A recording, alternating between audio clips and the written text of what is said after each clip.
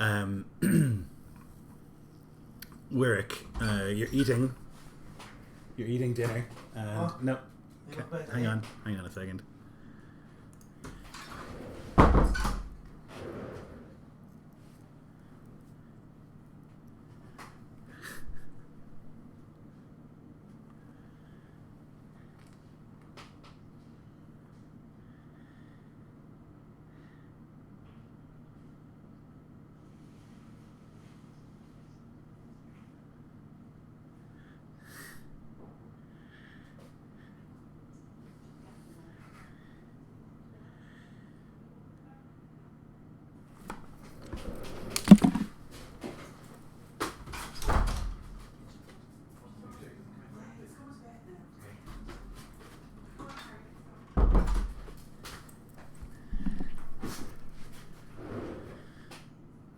Hello, apologies. Yeah, just saying, Lloyd, that you just smashed my immersion, but someone walks in whilst I'm eating dinner, right? Yes, yep, exactly. Just stumbles in. So you're eating dinner one evening, sitting at the Lord's table with Arya and the Volans, who have come to stay at Blackmere Tor, and your siblings. And it's sort of quiet and polite, a little bit awkward maybe. And Rohar, Volan and his wife are eating in total silence, and they never even seem to look at each other even. And so it's quiet, somewhat awkward. There are people chatting below, but otherwise it's a little uncomfortable. And is this the how much time has passed? Can I ask? Where are we starting? Is this a couple of days probably? It would have been time enough for Rohar and his entourage to come from Volan Lands to here. Yeah. So they'd be here for a day or two at this stage, and the wedding will be happening in a couple of days. You're waiting for people to arrive, and that kind of thing. Oh, I see. Okay, I was just checking it wasn't the night before or something. No. So I think Wyrick would have been sort of dwelling on his on the dwindling time before this ceremony is to take place, and there is sort of a dull knot of nerves that sits continually at his stomach, and it definitely puts him off his appetite. He's been trying his best to be a fair host and an accommodating host, but with there being so much to prepare and so much to think about, dinner for him is a point where he kind of just shuts his brain off. And I think he realizes that perhaps some questions have been directed to him and he's just sort of not answered, not out of rudeness, just simply because he's away in a world of his own. But eventually, coming back to the conversation, he turns and he looks at them both and he says, so how do you find your stay here so far? I hope everything is to your satisfaction. Oh, yes. More than satisfactory. Thank you. It's quite a wonderful place here. Come now. Lord Volan, you don't need to be polite. My people have long lived within their means, but it is true our hall is at least something to behold, humble though it is. Yes, well, I quite like it. It's warm, at least there's that, he sort of says with a smile. And his wife nods politely.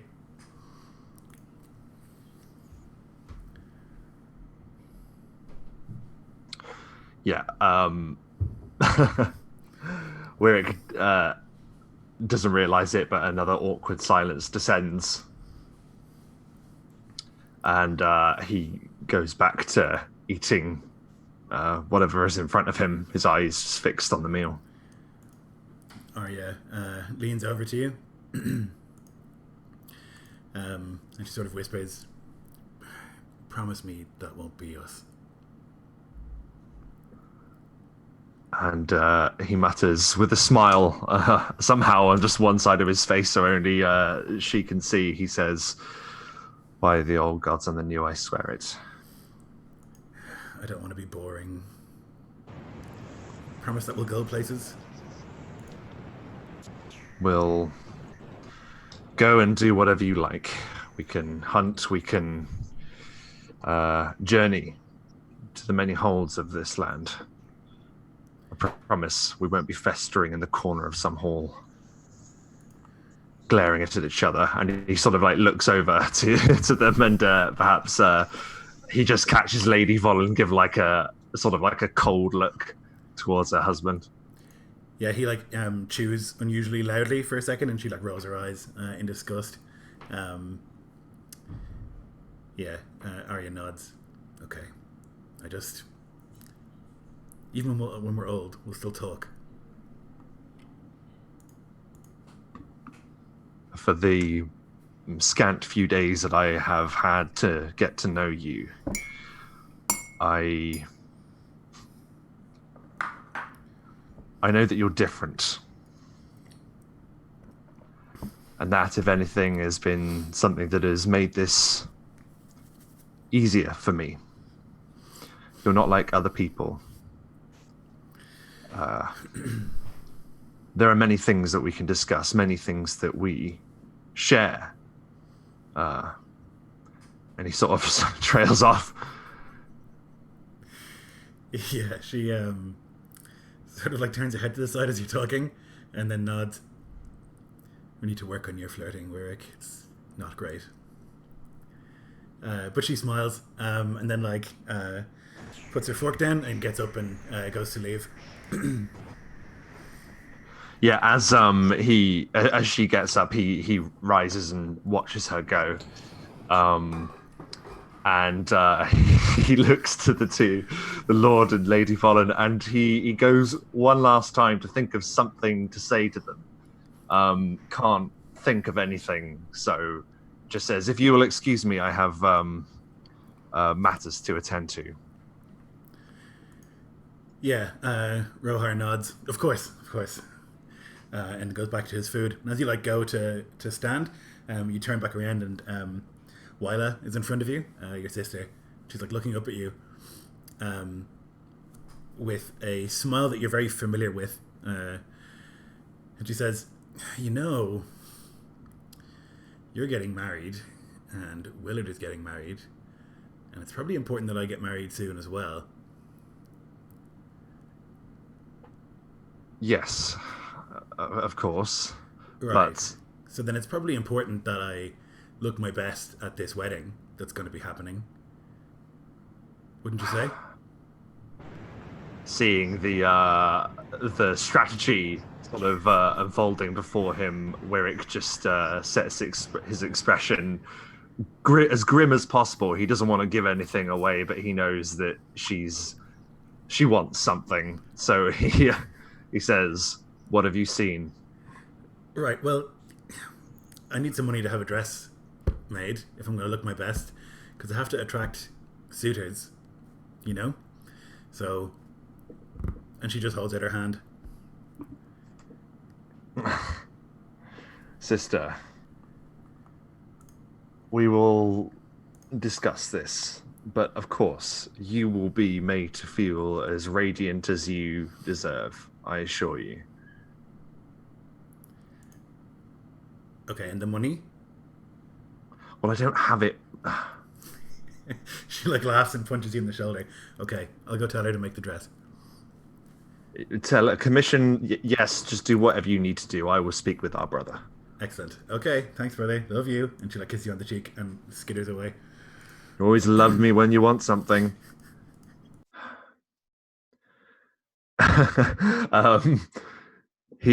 He is going to leave the hall now. He does not want to. He doesn't want to be here anymore. He wants to go and actually potentially try and find Wylard. Actually, maybe get a see what he's been up to. So he's still at Belfry. Oh, of course he is. Yes. At the moment. But we will go there now. Standing in your office, Willard, is Osric. And he's like bedecked in this really nice sort of plated chain. He's looking a lot better than He usually does. He's got a Castlefort steel sword at his hip, and if it wasn't for like his broken, scarred face, he'd almost look like a knight. But he doesn't stand like a knight, and he doesn't talk like a knight. And so he says, "Just bringing you up to date on the things that I shouldn't write on paper, my lord. Beric and I are grateful for the new gear, aren't we, Beric?" And Beric goes, "I've done a bit of poking around. There's no bigwigs in Volan's lands. There's no guild or nothing. Closest thing to someone important is Elsie, who runs the Cat's Paw Inn. Seems to know everyone, and everyone knows her. So I told her we'd pay her if she kept her ears and eyes open, and she took the money, and so she's ours."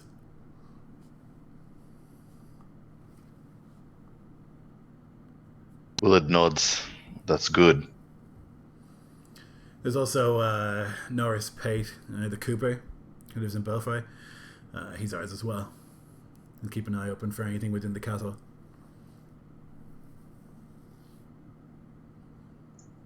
And the rest of the money?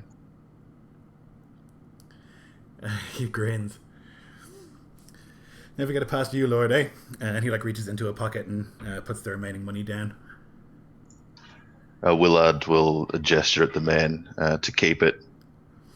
"I may soon have to travel south and be away, and not able to give you further funds should the needs arise. Use that surplus at the two of your discretions." "Thank you, Lord. There is another thing.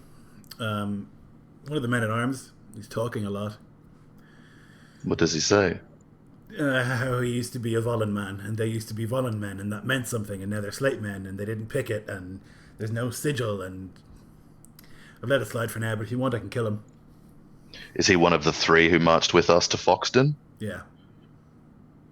At least there's that. The man does not speak wholly untrue. What does your instinct tell you of his future? "I think he's capable, maybe one of the more capable ones, but I think that he likes attention and likes to make a scene.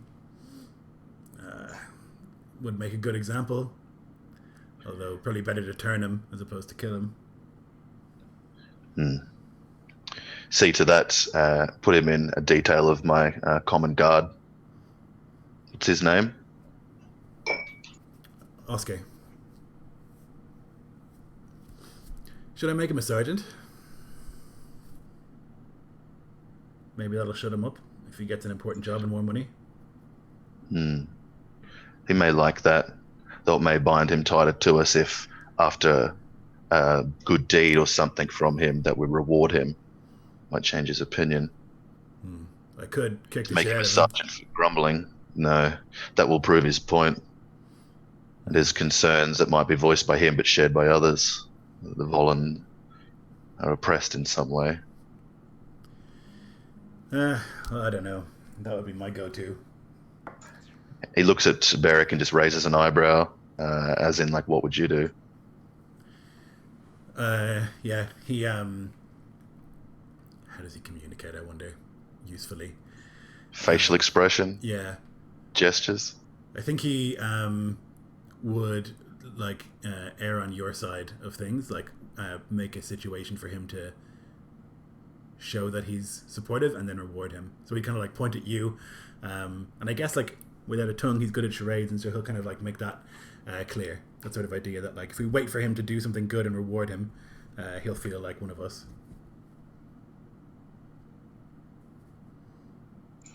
Good enough for now, then. Is there anything further, Osric? That's it, Lord. This Elsie. How did you come by her? I'll give a rare smile. She runs an inn, and I thought people go to inns, lots of people. They make a particularly good sourdough bread there. It's delicious. You know, you look almost knightly, Osric.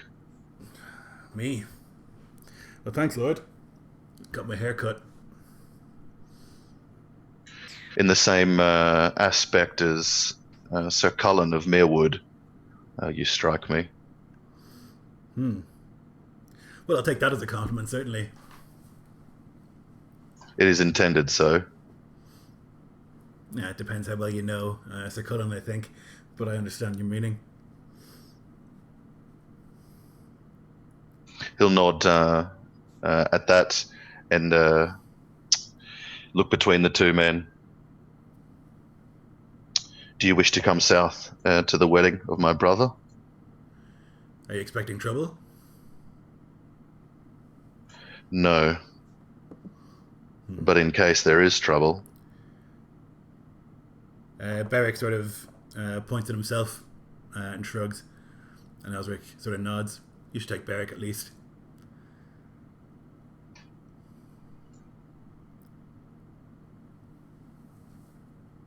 He's not so good with the motivational speeches as I am, Lord. Indeed, though he writes better.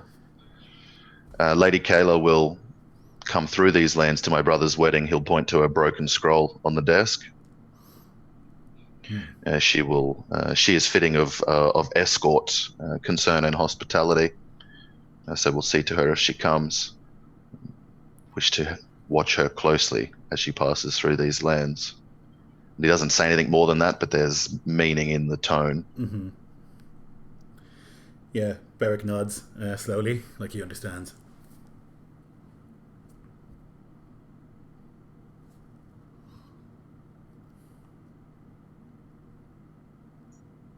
And Master Snow, as he returned.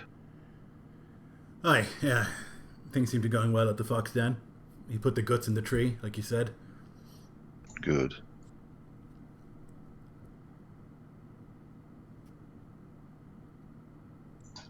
And a wedding, more locally. How would that strike you, the two of you? Easier. There's less people. No hassle. I would take the Lady Tira to the Vollen Heartwood and there wed her before I head south. I would have men stand about me. Standing around is what we do best, Lord. Is that so? No, it's not so. Killing's what we do best, but we stand around pretty well.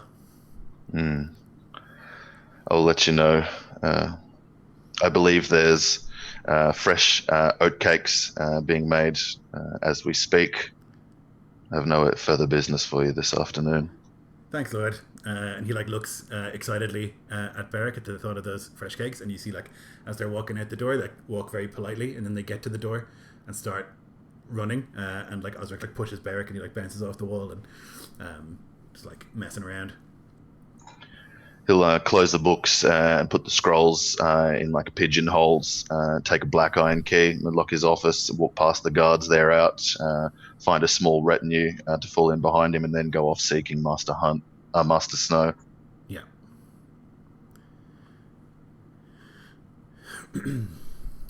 Jeremy, you have been seeing to the work up at Foxden and going through the process of setting up traps and things like that, and it's unusually rich around here in terms of how much game there is, and you think there hasn't been very heavily hunted at all, and the animals don't seem they don't avoid the place at all. It seems very fruitful in terms of what you've caught in the few days, and you've been told by Lord Slate to bring the corpses of the slain and hang them upon the weirwood tree, upon the branches, as a sort of offering to the old gods. And so with a cart laden, you and several of the other hunters and the otter have brought the corpses here, and the grisly task is before you.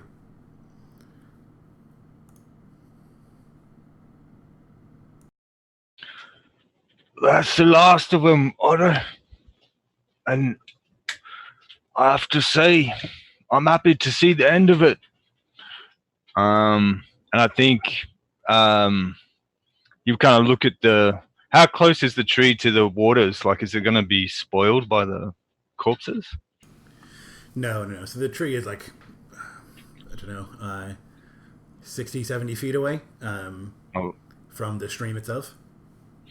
Well, he would go down to try and wash away the taint of the grisly task as they've tied off the last rope.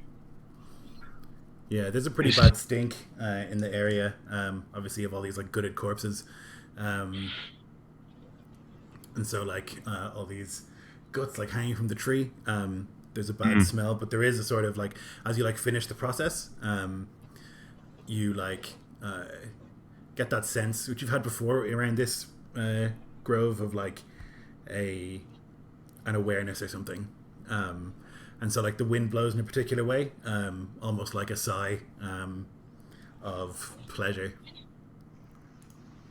Yeah, and I think so. It's just the guts were hanging in the tree, not the corpses.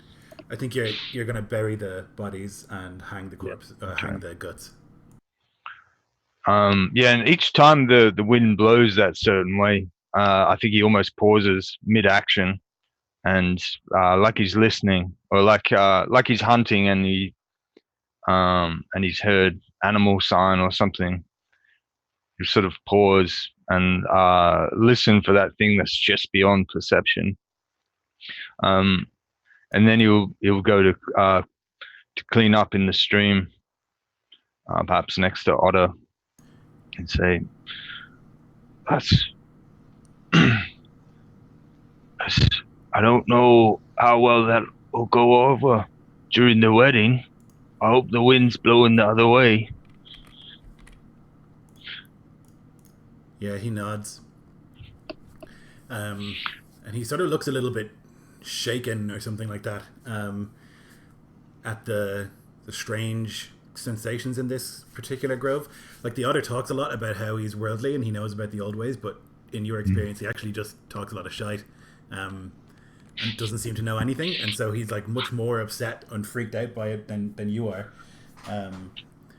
And he's done a lot of like checking over his shoulder for the sign of the wolf. So as he like washes his hands, he says, "Can you hear that? It's like the tree is grateful." Aye. Blood. It makes the leaves red, I sometimes think. Otter, have you seen any more sign? No, not since that day. Well, he'll be back, but perhaps there's a bit much noise for him right now. I see. I saw him in my dreams. No, it's not right. It was him in my dreams. I was running around and I was hunting and I was... It was awful. What? He was hunting you, was he? No, I was him. I was running around and I was howling and I was killing. And I loved it. Yeah, I'll kind of rock back from the edge of the stream, my haunches a little bit, and sort of pull my hood back a little bit to get eye contact with him.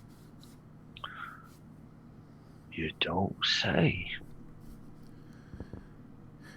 You know, we all have grown up on tales of organ and the like. Were it something like that? He like sits back, like he hadn't considered that.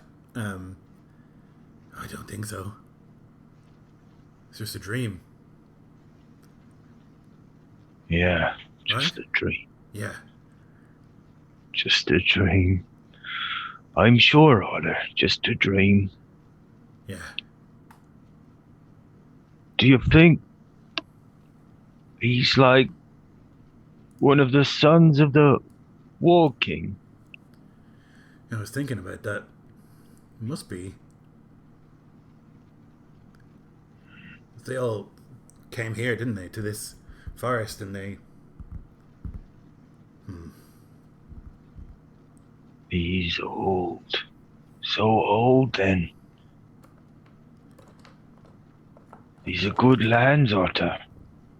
You can really feel the north here.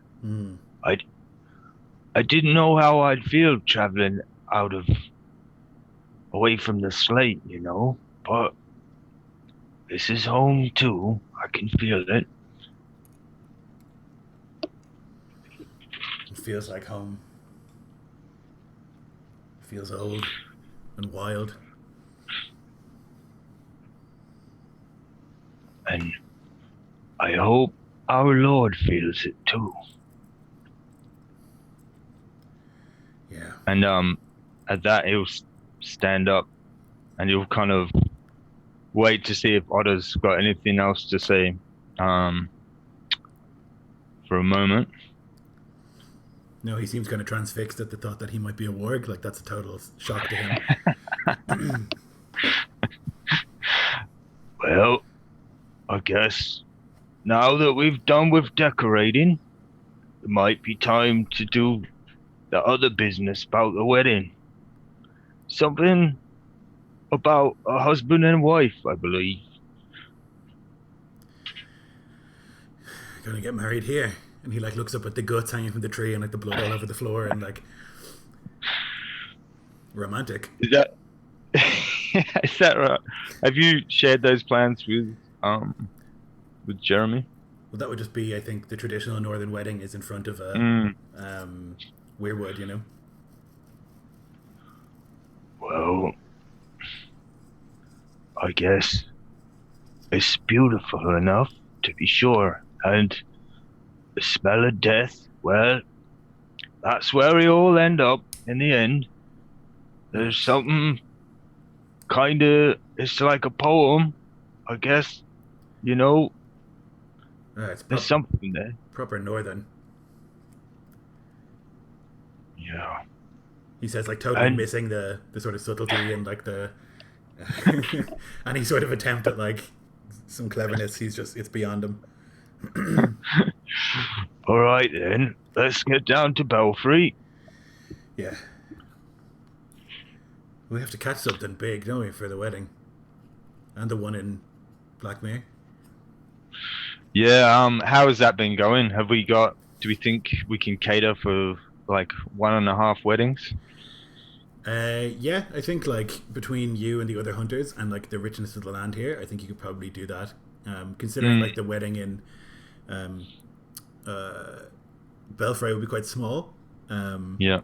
Like, even, I mean, I think Rohar would have to come back up here, or he'd have to get married up the other Weirwood, so that he could be there for the ceremony.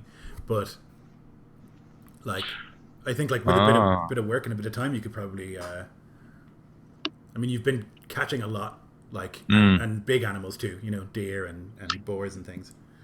Well, that's it. I mean, we've got to have sort of a few sort of trophy dishes, you know, where the animals left kind of intact or reconstructed or whatever. I'm not quite sure if.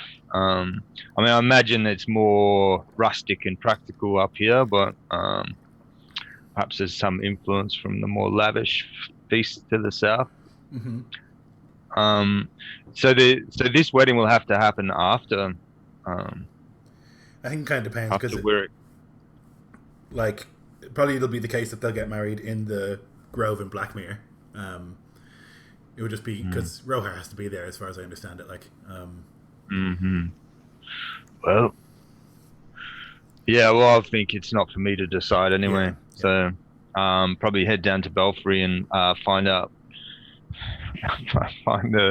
updated to-do list. Yeah. But he'll bring back whatever food that perhaps needs salting or preserving, Sure. or stuff that's we've been drying. And I imagine as we slip closer towards winter, like some of the game's going to be on the move, and things will be starting to hibernate, right, as well. So I imagine there's a bit of a kind of autumn rush to get the stocks in. Yep, I think you're all working overtime like you and all the other hunters.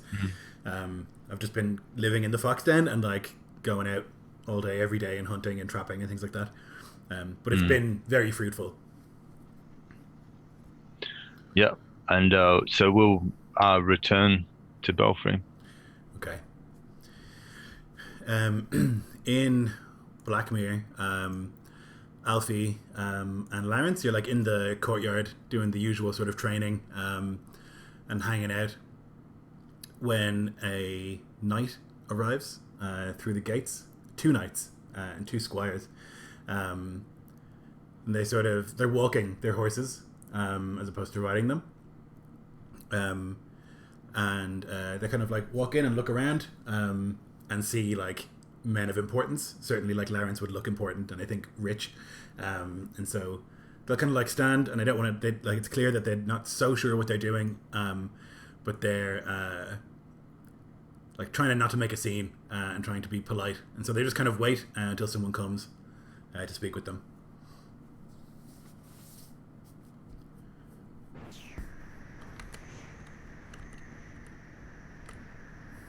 Jorah! Oh, sorry, you go. Jorah! Take these... Jorah! I say, calling my boy. Yeah, he runs Take over. these knights' horses to the stables and see them well stabled. They look like good beasts. Yes, Lord. I'm Alfstan Slate. This is Sir Lawrence. Pleasure to meet you, my lord. One of them says, stepping forward. And he... I didn't say you could stop training. Carry on. Stop that gawping and get back to your work. Sorry. He like sees this exchange and then decides that it's correct and extends a hand as opposed to like a bow. But you see him like calculating that, like, is this the correct approach? I'm Sir Sorry, I Oster. didn't catch your name. Sir Oster, my lord. Of Golden Sound. He's nodding. He's nodding but looking ignorant. And this is my companion, Sir Damon of Blackrock. And this is my squire, Oren. And there's like a boy who looks a bit confused and is like staring down Jorah as to who is supposed to do the horse job. And the two of them are looking at each other like unsure of what the correct thing to do is. Jorah, show this squire the way to the stables and instruct Merrick to find some good pens and fresh hay for them. Yes, Lord. He says, and then he like goes to the bigger horse and tries to take that one, and the squire takes the other one. We heard that there was a wedding happening, and we were in the area, and so we thought, why not come by? I hope that's acceptable. We don't want to overstay a welcome or to barge in.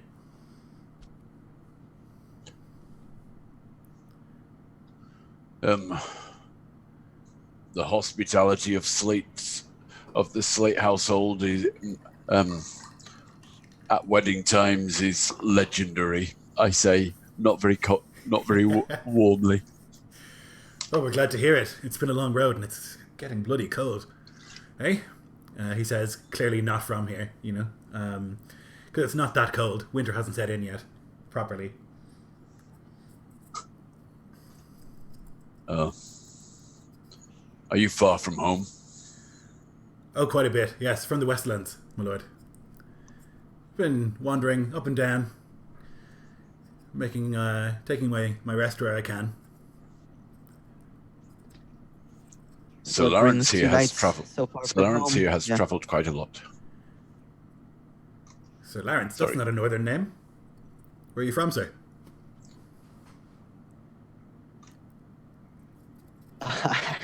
I actually can't remember the name of the house. off the top of my head. Raventree Hall is the Yeah. place. Yeah. Yeah, that's it. Yes, I come down from south, Raventree. That's where I spent most of my time. Ah, that's a beautiful house. I spent a couple of weeks there. Beautiful. And that weirwood. What a sight. Well, it's a pleasure to make your acquaintance, Sir Lawrence. And An honor. so How unexpected long to ago were see- you in Raventree? Oh, a couple of months ago, I would wager. At this stage, it's taken us a long time to get here. We did a little bit of wandering this way and that, you know, wherever the road takes us.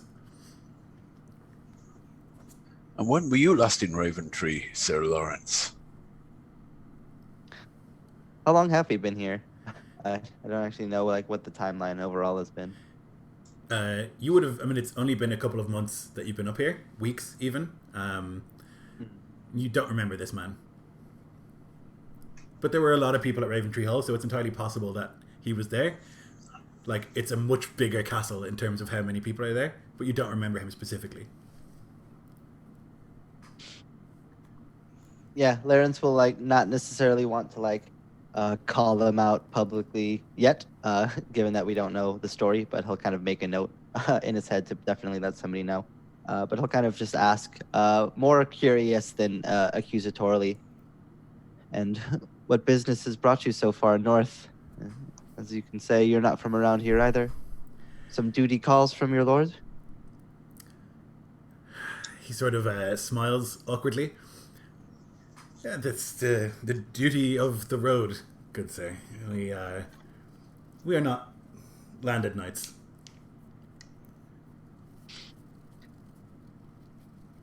Yeah, Larence will try to like hide the like oops on his face. That'll come across, and just kind of nod. I see. The road has many callings. Perhaps somewhere along the ways there will be something for you. Yes, along the way, certainly, he says, looking at the tower here, wishing that it was here, that he could stay. He says, a series of coming north in the winter, not the best idea, eh? Although you know all about that, I imagine, Sir Lawrence. The north has its charms once you get used to it. Oh, it'll never be quite the same as the south in some ways. Oh, quite charming, certainly, he says, looking at you, Alfie. Very charming. Alfie's slate face looks back at him. You must be tired after your journey. I'll show you up to the hall where you can. I'll show you up to the hall. We have bowls to wash yourselves after your trip, and you can sling your things down in one of our trunks and find a place somewhere in the hall to rest and put your feet up. That is most welcome. Thank you, Lord. We are so grateful. Aren't we, Damon? And Damon says, yes, very grateful. Thank you. Follow me. And just glancing over them, tries to notice if they've got any sort of hidden weapons, but he's not particularly sort of good at this kind of thing. Or I mean, you can make an investigation if you like, but it's they're armed and armored, you know, like they. Yes, I mean they've got their obvious weapons. Yeah. Just see if they've got anything else, which you know. Okay. What is the custom? Do people leave weapons at doors, or do we just carry weapons all the time?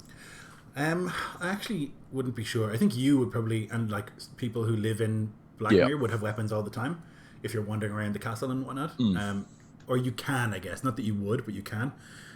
I think like strangers would probably be expected to like leave them in the hall or with the castellan or something.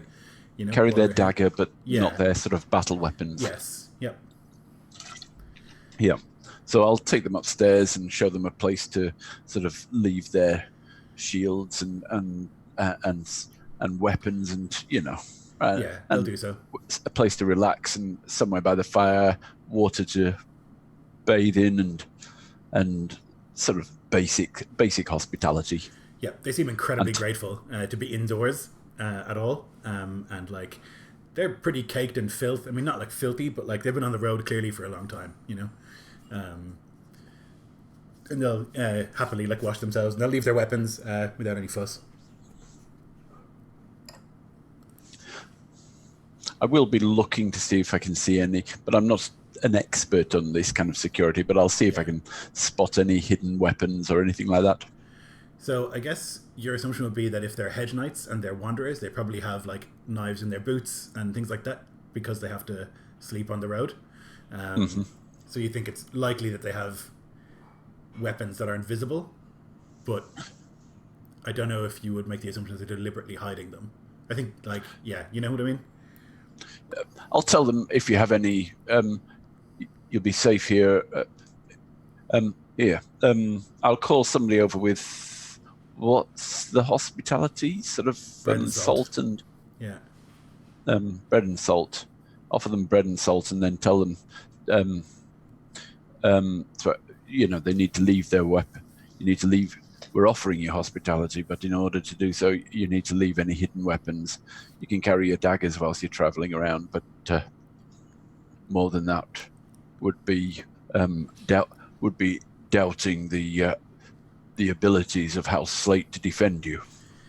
No problem at all, Lord. Of course. They'll like dip the bread in the salt and swallow it down, and then they'll take daggers out of boots and like knives from places, sort of like Aragorn in where he just keeps taking knives from places. You can never have too many knives, and so he, the two of them will like continue to disarm themselves until they just have like one dagger.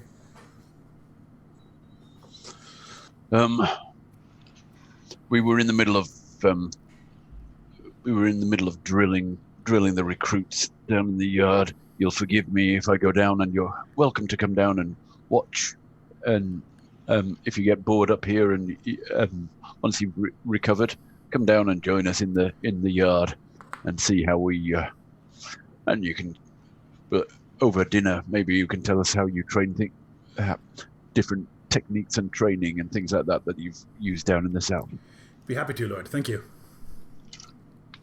And I'll instruct one or two, whoever's on duty in the security in the house that they're here, and just to keep an eye.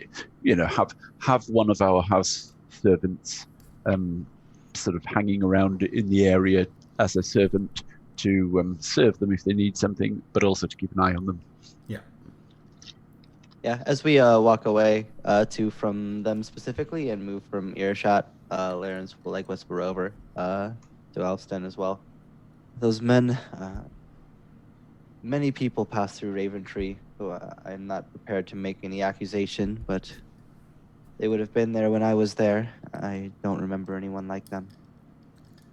Perhaps the Lord Wyrick might have seen them too, but it would be worth checking in just to confirm their tale. In a big southern house, I've heard that many people pass through, but if they pass through, they're bound to have had some interaction with people and we can check their story. A bit of conversation, I'm sure. If they're making it up, you'll see through it in time. Yeah, Clarence will nod. Yes, I'll see if any of the others that came up with us remember any such folk as well. If even one person can say that they've seen them, it would do a lot to ease our minds.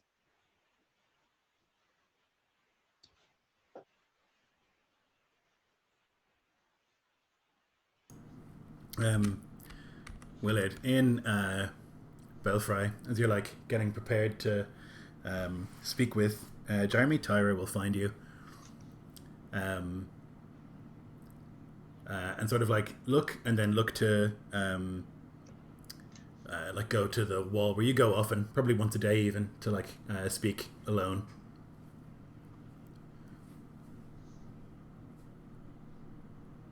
My lady, well met. And you, Lord. Could I have a word? As many as you like. I feel a bit silly, but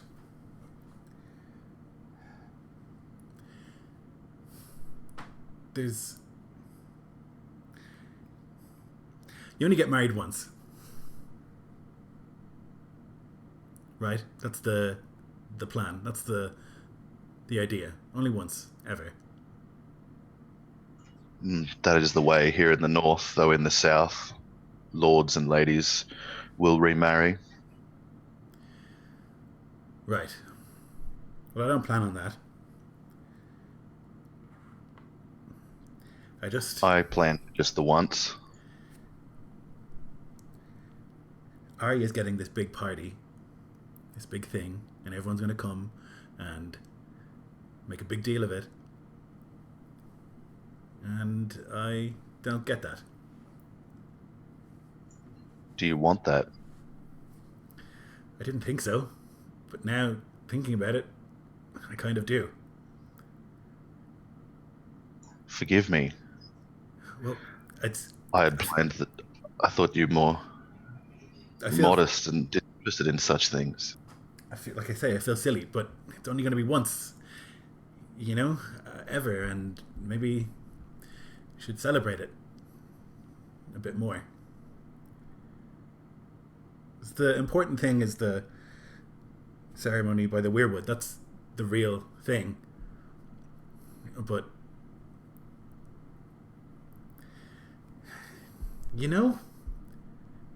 you see she's like really struggling to like express or like reconcile the fact that this is silly but also clearly important to her.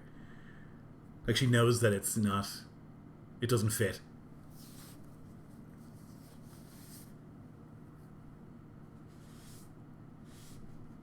Where would you be wed, and who would you have there to witness it? I don't know. Somewhere nice. Lots of people, other lords and ladies.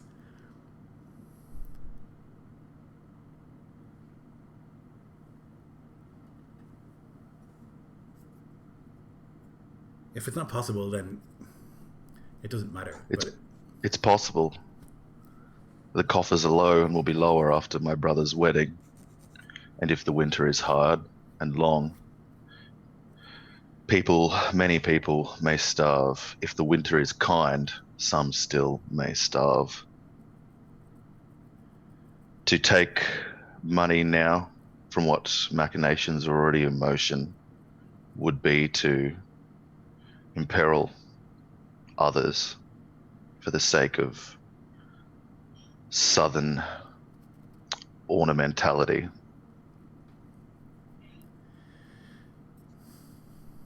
Yeah. Yeah, you're right. It's silly. Am I? Explain to me how it should be.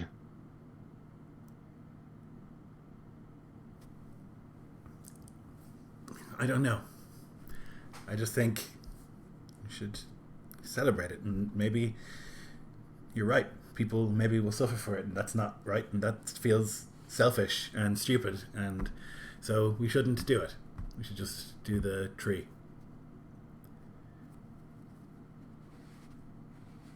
But this is what you want. It's clear. Well, yeah, we can't have everything we want.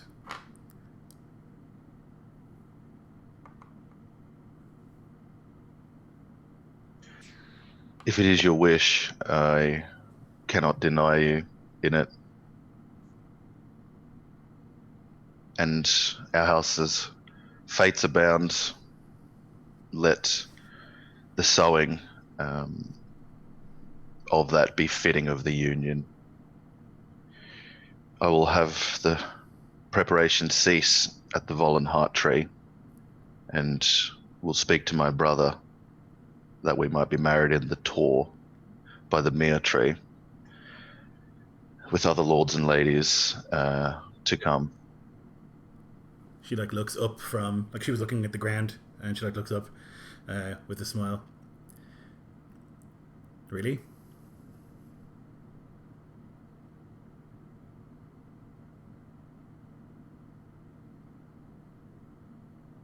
Yeah, he nods slowly. Most of his reluctance melted away by like that youth, like not youthful, but like adolescent trying to impress beyond measure his intended. And you're not upset or wrathful. I'm fearful and concerned, but not angry, no, my lady, and glad that you'd come to speak with me, even if you think it a trifling matter. She like lets out a sigh and nods. Well, I'm glad too.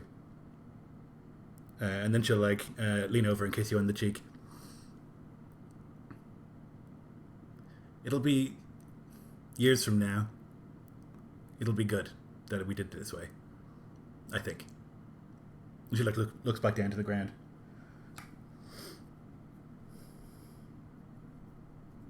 I'm sure too, he'll say, my lady, and like rub her shoulder tenderly.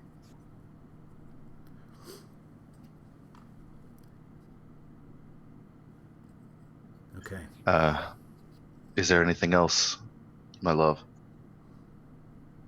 No, that's all. Then I'll see to it. Good. Thank you. He'll smile and wait to wring his hands with each other when she's turned to walk away. Yeah, she'll go. He'll go back to his office, unlock it, go, and from the corner, take the bastard sword forged in Winterfell that he'd brought back to Slate Lands. And he'll also take from an oiled canvas a book there that he's treasured, a very rare thing in this western part of the north. And he'll summon back Osric, who I imagine is not too far away, since he'd only concluded earlier and been on his way to Snow, and give him these to sell at a good worth, and tell him to haggle and to find the best fence or merchants to see good silver for both these items, and make him aware of their collective worth.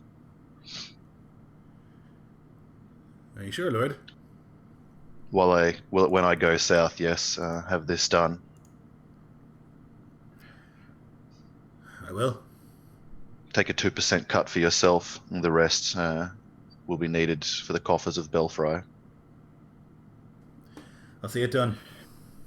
Whitehill are wealthy. There'll be merchants in their lands even at this time of year, and it is close to this lands. It should do you well. Take a horse of your choice and a guard if you think you'll need it. I'll go immediately. My thanks. And then he'll repeat the ritual earlier of locking the place up and going off to find Snow, ruminating as he walks down like the cold, hard steps, like the sound of it echoing in with the flap of his cape. And he's thinking on there'll be much more than the prize sword from Lady Stark that he'll have to sell, and the wedding gift that he intended to give to Tyra by way of the tome. But it'll be more important to have the coin for them, for the people who are now a part of his brother's domain. And it's with a kind of sadness, because he thought her set apart and like detached from like that southern ornamentality that, as he sees it, with a weird like marital fever that overcomes people. But to see that she is indeed like a human like the rest, I don't know, shakes him a little, but he's still well and truly too shot by Eros to harbour that thought long as he goes to seek out the Snow.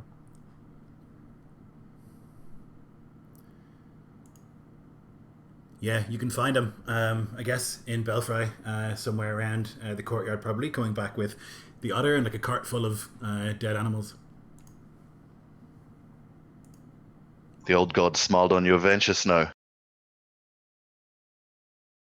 They're rich lands, my lord, and we've perhaps taken the cream from the top, as you can see. Better us than the winter wolf, hey? Yeah, and the mention of that, he'll kind of pause as if surprised for a moment, and then nod, obviously taking some other meaning from it. Aye, sir, and how goes the preparations for your wedding? They've ceased. We'll travel south. I'll petition my brother for a wedding at the Tor. My lady-to-be believes that more fitting of her station. And I think like stepping down from the cart, and you'll probably go to start unpacking some of the food, and kind of be caught halfway between dividing his attention from his lord, and then I imagine other able-bodied men will step up to start unloading the cart so he can dedicate his time, turn his face to his lord. And hearing this news, his brow will furrow. Well, if that's what's to be done, But well, it's it's only well, it ain't my place. Yes, it is, Master of the Hunt. Speak. Well, if it ain't rude to say, she's a beauty, and well, these lands are good, and right, right, northern lands they are too. I don't. Have you actually come out to the heart tree yet? Depends if you've told me about it. Well, we hung the guts under your direction, but whether you've actually Yeah, to come out. probably not. Maybe you've been busy, right? I guess so. Let's say I haven't. Hmm. It's it's truly something to behold up there, my lord. And though though you marry the fine lady, you're also marrying the land, you know. And well, that's what the vows beneath the tree are.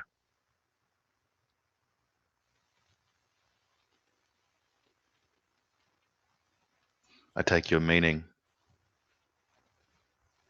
And I agree. And he gives a kind of disarmed gesture. But is it not true also that Volin are being bound to my brother's domain? And it's equally fitting that their representatives and the symbol of their legacy come to us to kneel at our tree.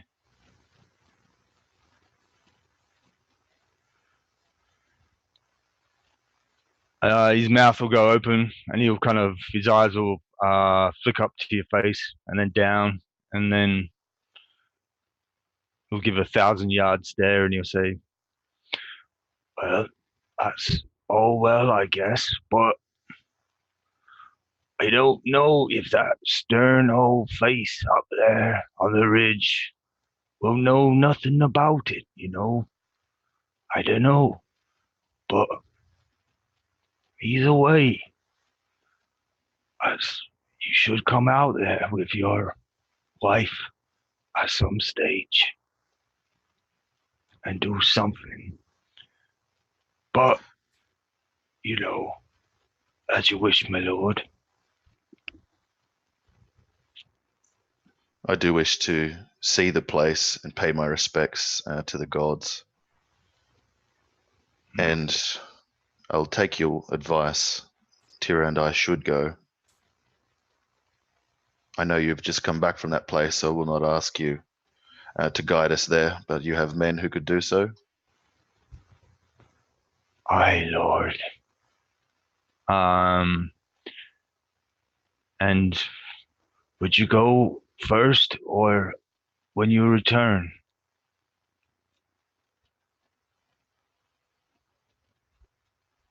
It should be now. It should be this afternoon. I've finished my work, and what lays yet undone can at least wait till our return this evening. Have the guide, whomever you choose, ready with an escort for us. We'll head there at once. Then find yourself some rest. The men are down with ale and oatcakes. And I hear there's a good inn down the way, Elsie's. This catch will go to my brother's wedding. And we'll give the vast majority of it to Slate, as it will be needed at both nuptials, it seems. As you say, my lord, but I would take it as a kindness, my lord, if you would. And he'll kind of he'll notice a bit of guts like on his boot. And so kind of surreptitiously try and kind of kick it off with the other boot. Say, if you would allow me to guide you to the heart tree. I'll be honored. Um, And I think you'd probably take that time to kind of clean up a little bit. Because in his mind, he's seeing this as some kind of, as a kind of wedding ceremony. And he would try and organize that escort in a similar fashion. At least, I'm sure we don't have anything approaching finery, but we can probably muster up something. Yeah, and I'll go to summon Tira and invite her to travel with us to the Heart Tree.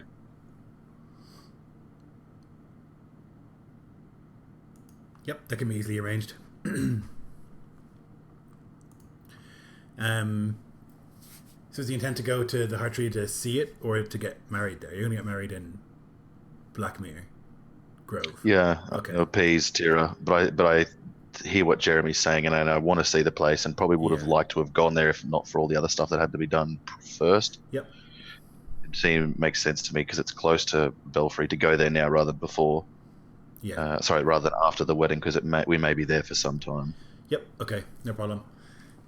Easy enough to get a escort of people to bring you there. There's plenty of soldiers in the area at the moment, and hunters and things like that, so you can easily sort that out. So you go on that journey. Back in Blackmere, there's a Wyrick, as you hear someone approaching, someone important, clearly. And you can see that it is Lord Holt and his entourage are arriving. So there's about 35 people in the column. And at its head is this very fine horse. And on top of it, in this suit of plate, which is unusual, red or orange, you would say, maybe somewhere in between, is Lord Holt, and he rides in to the courtyard with a smile on his face, and looks around and seems very pleased to be here. And with him is, like I say, an entourage of men and women. And he sort of, you actually immediately see that he looks quite a bit like Arya, or at least he has the same eyes, which are intelligent and a little bit cold, though not cruel. He dismounts and pats the horse on the neck before looking around, and then throwing his arms out as Arya runs towards him and jumps up on him and gives him a big hug. And his wife will dismount as well, and they'll have this little moment as all the rest of the column filters into the courtyard itself. Yeah, Wyrick stands and waits for Arya to greet her father, as he doesn't want to intrude for the moment. But as he stands, I'm hoping at least those within our hold have sort of assembled, so it doesn't look like I'm standing here, with no one behind me when he's got his entire entourage. Yeah, I mean, there would have been a lot more notice. The horn would have been sounded way before he got there, so you would have gotten your lads together, and I guess your knights and things to stand in attendance. That's right, perfect. So when the moment arises, Wyrick is going to step forward, addressing Lord Holt directly. Lord Holt, well met. I trust your ride was an easy one. Not easy, but pleasant, he'll say. Well met, Lord Slate. He'll extend a hand. Wyrick accepts it, and welcome to Blackmere. We're glad to have you. Oh, I'm very glad to be here. It's been a long time since I've seen this place. It's looking well, I would say. It does well under your rule. We have been making steps to ensure that our area of Westeros is a more prosperous one. And thanks to you, we will continue to grow in strength together. Please come, you must be tired, you must be hungry. Well, I'm certainly hungry. He says, though he looks tired, he would never admit it. And he'll smile. And he'll just leave all of the other logistical stuff to the people who are with him to sort out the horses or whatever. And he'll just walk with his wife and with Arya towards the hall with you. Is he like wearing a fox cloak, like that he'd heard stories about? Yeah, so he has this like particular cloak. You think this is like a big deal. It's like a relic of the house. Like it's a mix of white and so snow foxes and normal foxes, sort of quite a fine garment. You think probably very warm. It's like basically like a fur coat almost. Like you would see like we would see like sort of 17th century kings having, you know, in the big paintings, like really ostentatious. Well, Warwick had take it, well, or rather had ordered the foxes that they'd killed on the hunt to be sort of fit as the lining for Arya's wedding cloak, and he's eyeing this cloak to see if it matches the description, and hopefully he's glad that it looks sort of similar anyway. Yes. Yep. Or with its own flair at least. So he sort of like hurriedly is checking that out, and then realizes his mind is elsewhere. He says, well, I don't know what he says actually. So he's quite chatty, and he's like asking you about like this thing, and these are new, and this Smith seems to be doing good work, and he's just kind of like blabbering and like making small talk as you make your way inside. Of course. Now, at this stage, how long do we have until the wedding? It'll be in like 2 days, probably thereabouts. Excellent. Please take a cup of wine, and hopefully there'll be wine prepared already, and he's going to hand drinks to the lord and lady and those assembled at least. To your health, and he sort of raises it in the air. To health, and he'll drink, and you can see that there's like, or you wouldn't even see, I think, but you would know that like the mechanisms of a castle are such that like the second the horn is sounded, like all of the like servants were like kicked into gear, and they're all like already cooking things and like making bread and salt and like getting the wine prepared and moving everything around so that it's like most impressive when he comes in. And so kind of like as you're walking, all of this is happening around you in a way that's like unnoticeable to nobility, but it's like this is the sort of magic of a castle. Yeah, so the wine is prepared and he'll drink. His hall is fine. Warm, he says, like surprised.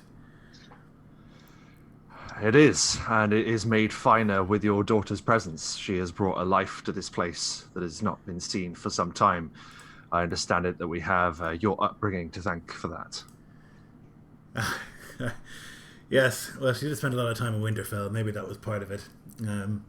But she's got the good Holt humor in her, and so that's something. He'll like look at her and smile, and she'll sort of smile back. I imagine you have many stories from when she was younger.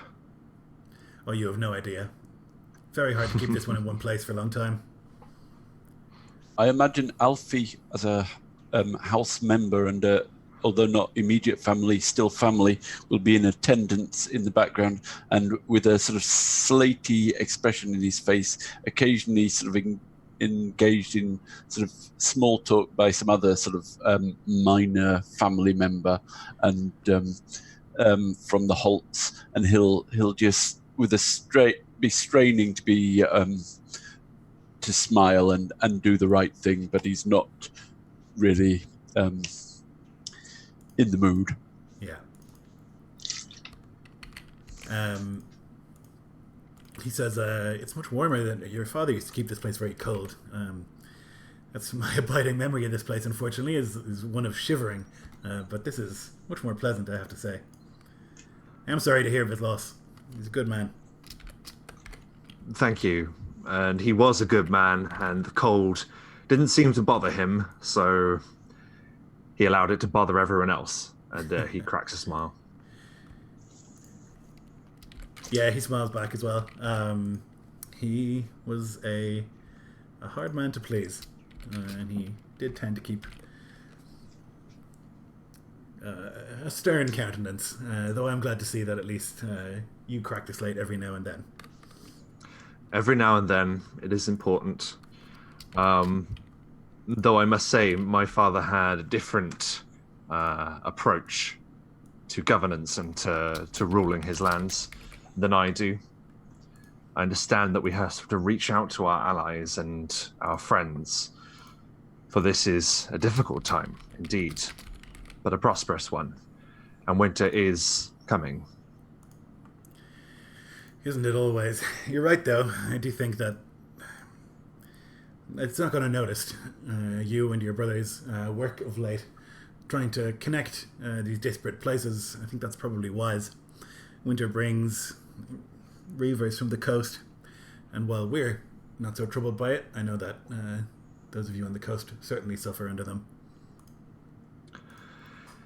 Even to very recently, I'm afraid, there are always going to be incursions from the Ironborn, but together we can repel them. We always have, and we always will. That's right. They don't stand up to northern metal. Not really. Yeah, they get here, we realise they're cowards, and that's that. As you say, Lord Holt. Right, well, it's been a long journey. Shall we get drunk? That is the best suggestion I've heard all day, Lord Holt. After you. Excellent. And he'll sort of smile and make his way towards wherever you point, where there is booze, and he will begin the process of getting himself pissed as a fight. Is Lawrence with us? He would. I couldn't remember. Yeah, I couldn't remember. I'm going to make sure that Lawrence has a drink as well. Approaching the night, he's going to say, "Now, though this is not my first wedding, Sir Lawrence, I do hope that you have been arranging some form of... I'm so sorry, I'm trying to think of the word that Westerosis would have for a stag night. I guess every night's a stag night for them. Yeah, I don't know if they have that tradition of like stag and hen nights. I wonder. Yeah, I guess not. I don't know. I've never seen it in the media. So It's all combined in the wedding feast after the ceremony, I think. I suppose. you Yeah. have like the... Okay. That'd be for House Baratheon, wouldn't it? You'd have... Yeah. Yes, for sure. Who was I was thinking of anyway. I think like because the wedding is so rowdy and there's this whole like bedding thing, and like I feel like a lot of that is rolled into one. Like Nico said, like it's all one big thing. Yeah, sure. Okay. Yeah. Well, in that case, then he's going to say, I hope he's taken time to commit his opinion to the celebrations afterwards.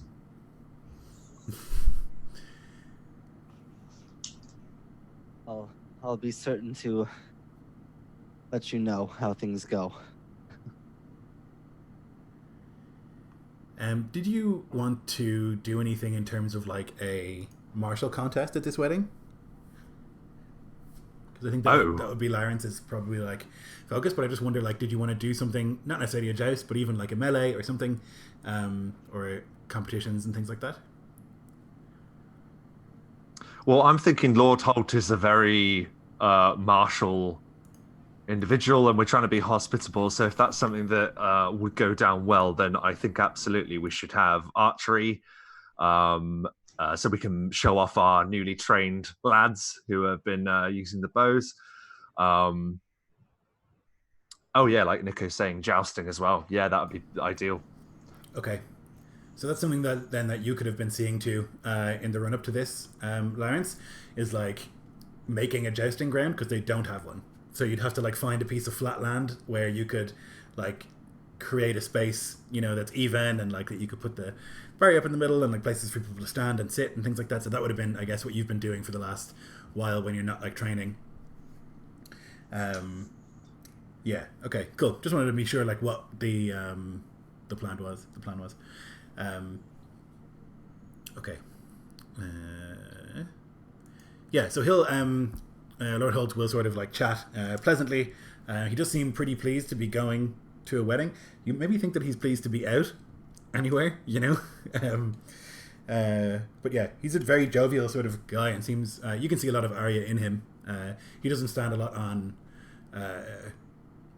formality, you know. He just talks to you as you, and like after maybe 2 cups of wine, he stops calling you Lord Slate and starts calling you Wyrick. And so he just gets very... He's not a formal person, and neither is Arya. So yeah, you can get pissed with him for the evening.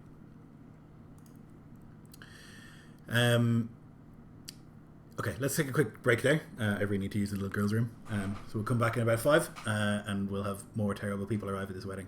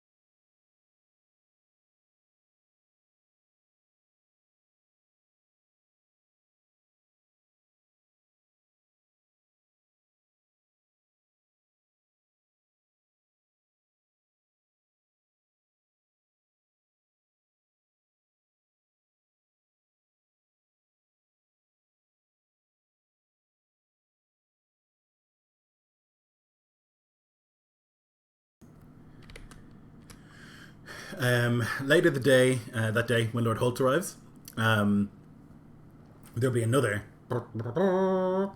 and a smaller party is riding forwards, and they have a horse on their flag, upon an orange field, and you would know that is a Riswell. They're like the big wigs around here. They're like the Lord Paramount of this region, kind of. And they will like ride forwards. There's 10 of them arriving, and as like they make their way in, you can see it's not Lord Riswell himself; it's one of his sons, Jor. Type that in. Who's like quite young and handsome, and he's got like a cadre of like his friends and hangers-on. And so he'll like ride with the same sort of like imperiousness that Lord Holt had, but not quite as much friendliness. Will like ride into the courtyard and then look around for someone to come and deal with his horse and welcome him. I think I would be there in a heartbeat. This is unannounced, correct? Yes. We did not know. Yeah, completely unannounced.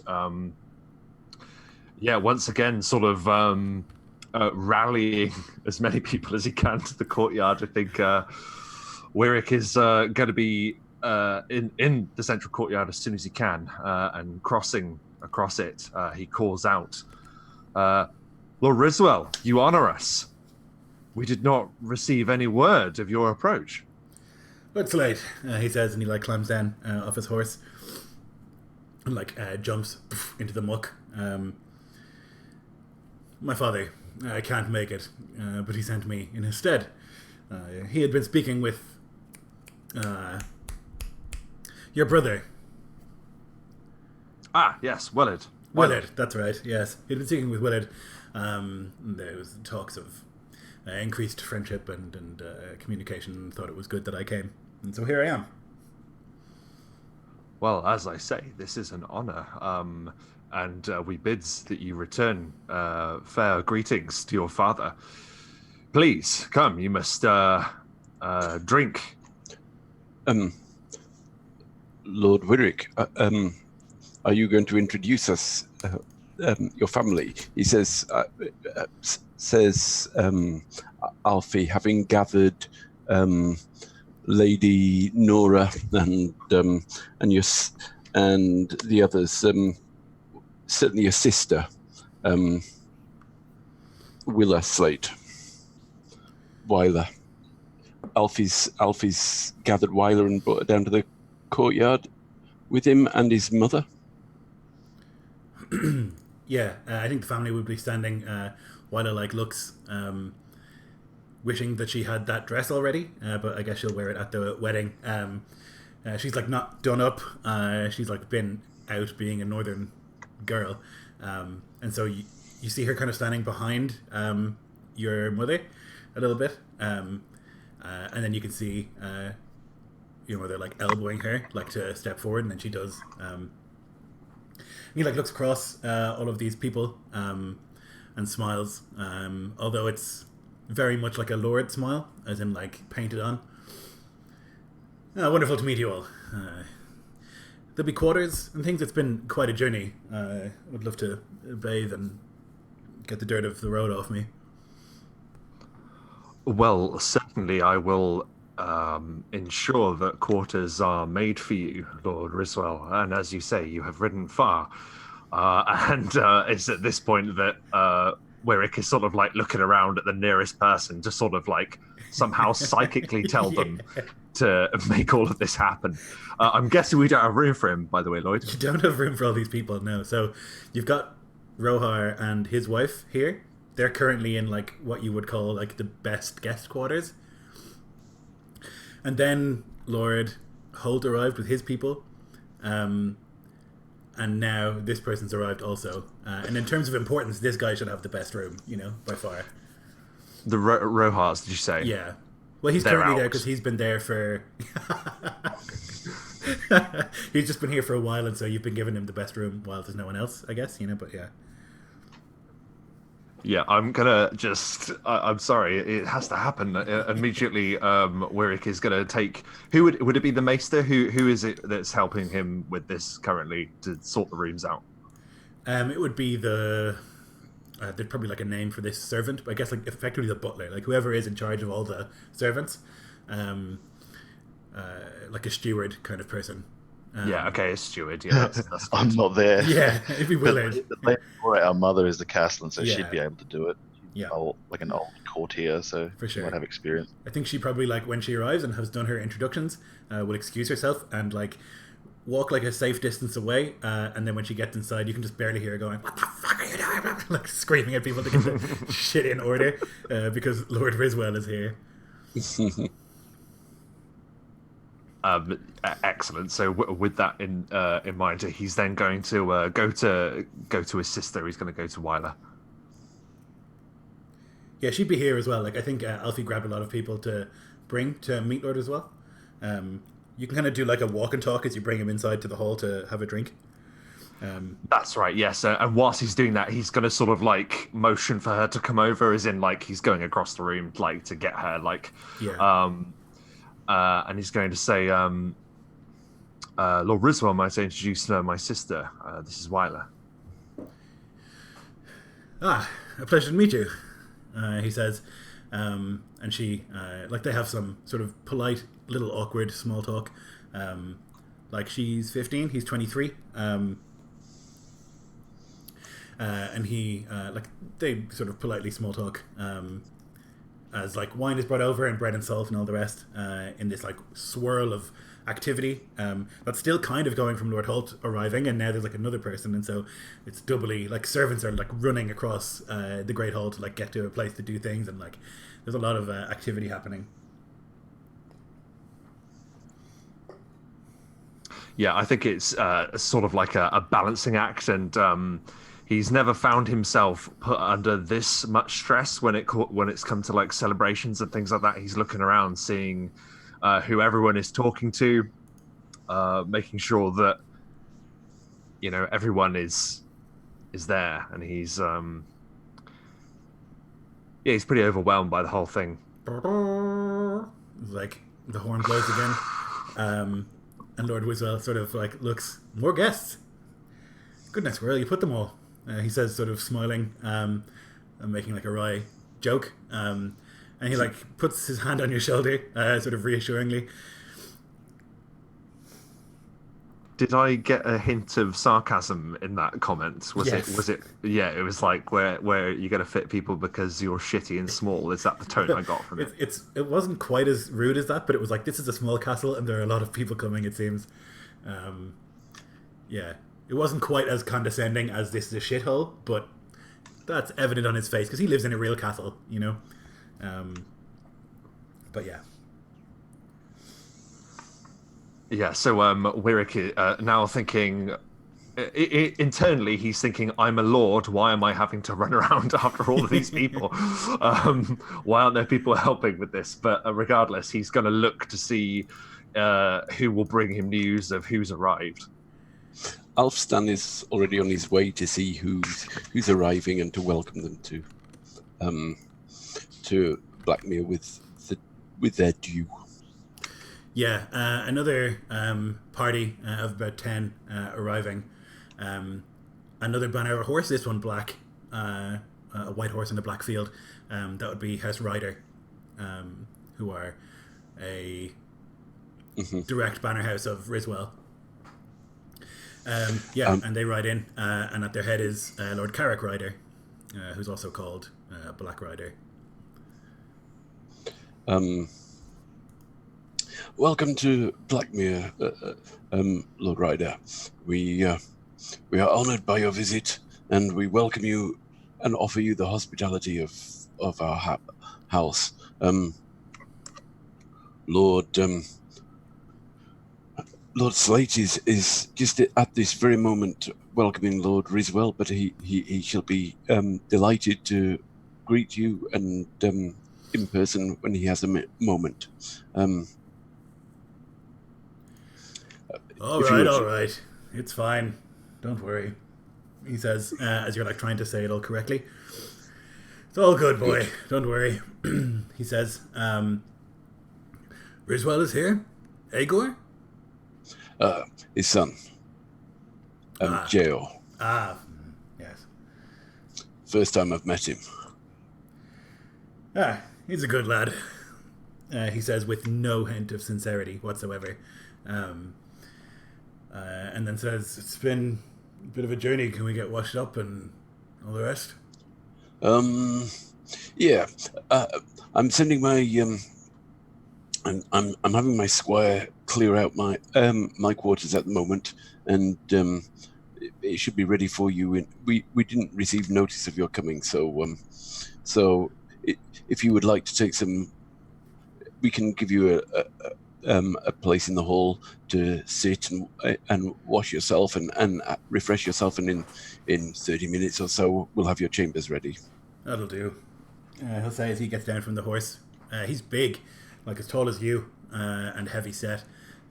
You know that he's like a fairly renowned warrior, and he's called Black Rider, but not to his face. He did a lot of apparently bad things in the Dance of Dragons, down in the neck, and so he has that sort of quiet, killing confidence. And him and his men will wander in towards the hall. Any troubles on the road? How was your journeys? Yeah, same old. Yeah, it's getting a little chilly up in this part of the world, but what's to be expected. Any entertainment? Bandits? No, nothing. Unsurprising. We keep our land safe, and yours seem to be in good shape. New Lord is an active man, and he has changed things around here quite so I've heard. rapidly. Yeah, it should be good to meet him. I've heard a lot of good things coming from this part, from Blackmere. This has been very active conversation, and I think that's a good thing. You know, could do with a bit of a chat, I suppose, every now and then. It's good to know your neighbours. Anyway, Lord Ryder, I announce as I go in, and into the hall. Yeah. And actually, I'll just ask him. Oh, do you have any? I will announce you. Who else of importance shall I announce? He like looks behind him at like there are 3 like knights with him, although none of them are speaking, or have spoken at all, and he'll like give you this look of like no one important, and then some of them will like crack a grin, but he doesn't need you to announce anyone. Right. No, I'll announce him to the assembled people. Point out anybody he doesn't know, and they can all come over and greet him in their own fashion when they want. And I'm imagining with so many people in the room now, it's sort of beginning to buzz. Yeah, there's like quite a bit of like conversation happening, and like because it's not just the lords, obviously it's all their retinues as well are in here now. Well, not all, but like most of them. And so yeah, there's that sort of like increased hubbub of like that din of conversation that happens when there's enough people in a room. So yeah, this is what's happening. All these people have arrived. There's a lot of activity and madness, I guess, for you, Lord Slate, as you're trying to figure out what to do with all these people.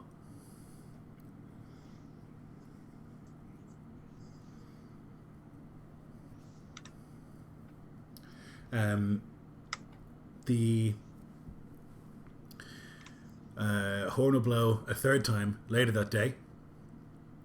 So a couple of hours will go by, and then, and then you'll see that it's quite a small party. Only 6, with a starfish upon their banner, and this is your uncle, Lord Fisher. He doesn't expect any sort of like great excitement or anything like that at his arrival, and he'll, I guess, be greeted by one of you, either Alfie or Wyrick. I think at this point I might have been able to distangle myself from the hall. So yes, absolutely, I would go to meet Lord Fisher, and I would say, "Uncle," as he arrives. Nephew, good to see you. Congratulations. Well, thank you, and thank you for being here. It has been an unpredictable affair thus far. I hope I'm not overstepping by coming. I just thought it would be nice to see everyone again. Not at all. You are family, Uncle. You're welcome here at any time. Please, come with me. You must be hungry. Oh yeah, I could eat, he says. And he's like quite old, and he like takes him a little bit to get off his horse, and then we'll follow you. How does House Fisher fare? Not great, if I'm honest. We can talk about it later, I think. It's a happy day for celebrations. There's always Ironborn on the coast. We are taking great steps to change our position, Uncle. And it won't be long before we can send them reeling back into the sea with ease. I should I fucking promise. hope so.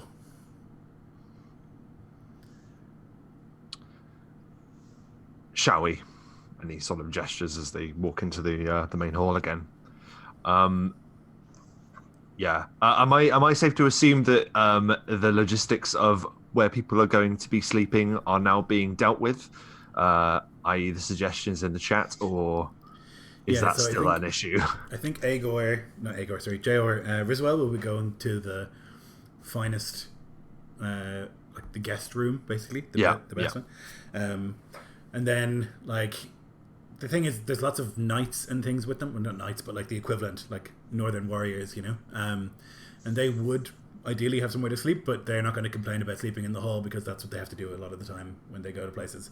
But, like, you know, so Jor and some of his people will need rooms, but then also, like, Ryder needs a room. Your uncle ideally would have a room as well. And Lord Holt needs rooms for him and his missus and all the rest. I think it's possible if some of you make some sacrifices, but you probably will need either some tents or something, or like a marquee or something that you can put up outside, or you'll need to vacate some of the small folk for the duration of the wedding. If there are any small folk that we can sort of combine to an extended family into one house and take over another house, we'll do that, and set up tents if necessary. And I'm going to try and get the hedge knights to not sleep in the hall, but sleep outside the walls in one of the tents, or the house, the commandeered house. That would be more fitting for knights. No, you do usually have a room, Lawrence. I think that was established eventually that like there was room made for you. But yeah, I think we probably have to give that up as well to one of these lords. The hedge knights don't complain. Like, they're happy to be here and to be given food, and so they don't complain. They'll happily go outside.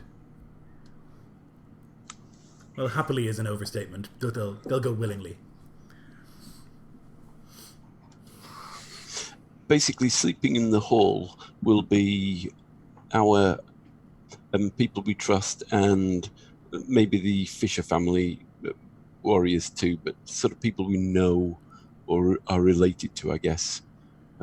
But the others will spill out into tents. Okay. Okay, so that's all being taken care of. People are working on that and trying to get room for everybody. I guess for now, like, everyone's sitting in the hall, and people, like, I guess servants have made lunch and brought it out so everyone can eat and sort of drink already. And the wedding isn't for 2 days, and so there's going to be a lot of people standing around for quite a while. But you can definitely get those things in order and like starting to make them more sense.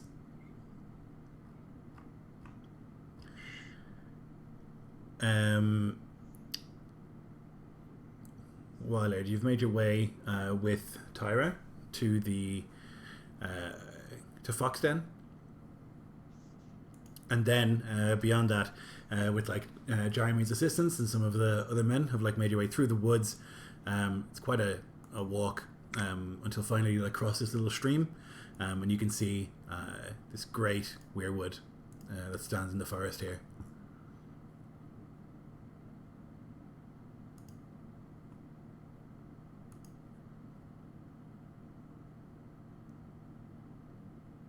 Yeah, on approach, I think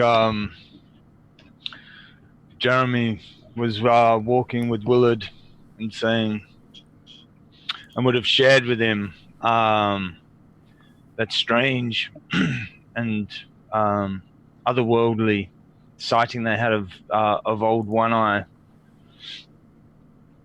when first we came upon this place, my lord. There was something old and mighty sleeping beneath the tree. You'll kind of look over to Otto wherever he is in the retinue, just sort of affirm to himself that he had a witness. And a great shape rose up, a wolf, larger than any we've seen, and well, it was old One Eye. I'm not sure if you've heard the tales, my lord, but a great wolf as big as a horse it was. And, well, I wouldn't have believed my own eyes if Otto wasn't there with me. I was there, Lord. I seen it. It's a great sign that's, well, it's more than I can understand, my lord, but you've been under the roof of the Starks, and we all know their banners and the legends of the War King and how they took all his daughters to wife, and the sons ran off and turned into wolves. There's something old and grand and fierce here, my lord, and something you'd want twin to your cores, like when you marry into the land. And yeah, I think this is probably after we've cautiously we would have run ahead at some stage just to make sure that the that we weren't going to stumble across anything too strange in the Weirwood Glade, and we know that what vows are spoken between man and lady are between them and the tree and the land, and we would prepare to stand by, but at such a distance that the Lord and the Lady could go forward and make their vows in the intimate, under the intimate canopy of the weirwood tree. I think like icy bows will run across the strings at the back of Willard's neck. It's the talk of the dire wolf and the ancient ferocity of this place. And even here, some weird way, he feels like the gaze or the reach of the Stark. And words catch in his throat. Only Hoarfrost comes out till he nods, not wholly understanding all the wisdom and word of Jeremy, but knowing that as his father did, to take his counsel when it's offered this way, and he'll adopt more reverence than his previous, I guess, like bordering on arrogance and thinking himself lord over this domain now, and then realizing as he steps over a certain point into the glade, like you cannot be lord of the heart tree. It's different. They are our lords in a way. So he steps slower, like he would approach the mere heart, and will bid Tira with him. Yeah. There's a quietness to this area around this tree. Like the birds are quiet. It seems when you come close. And she'll like reach out and take your hand as you like step forward towards the tree itself. The face is carved in a particularly like for weirwood, maybe like wrathful aspect.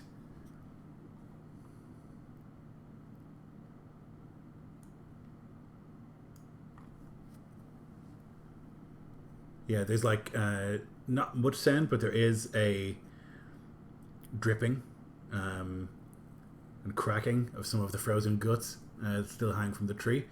Though, Jeremy, you'd be almost sure there were more when last you were here.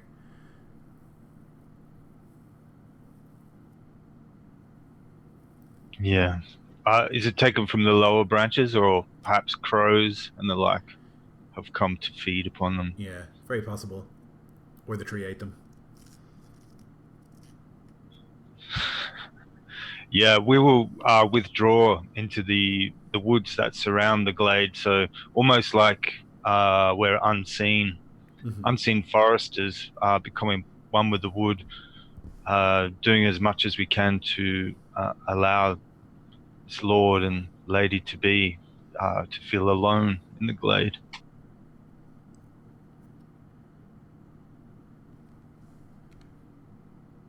Oh, you didn't come here much.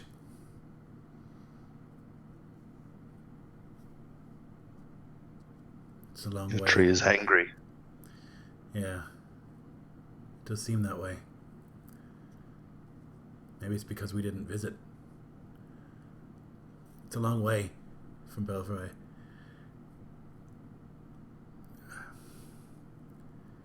Now you have horses and guard to bring you here if you wish it. Yeah. I think that would be good. We grew up under the tree. Its leaves fell on the lake skin while we swam into our adolescence. It was always there. Is yours so wrathful? He shakes his head, mournful. It looks to the west, to the unending sea.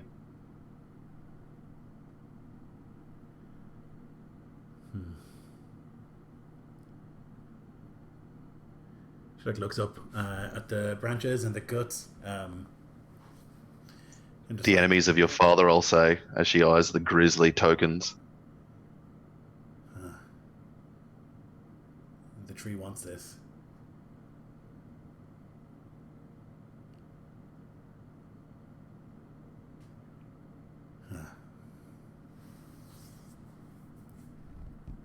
We should come more often. Maybe it will be less wrathful.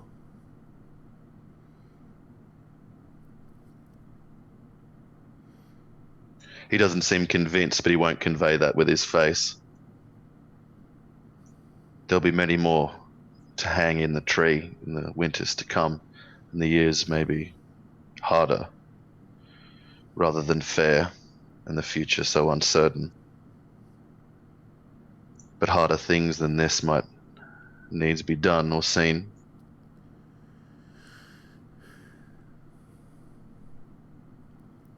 I'll manage. I'm confident. I've just never seen it like this. Yeah, he'll stand back and take in the sight as the sleet silts down over the nearly all naked limbs of it, strewn with the guts crusted in ice. And silent sentinel ravens and the distant ambience of the forester foliage.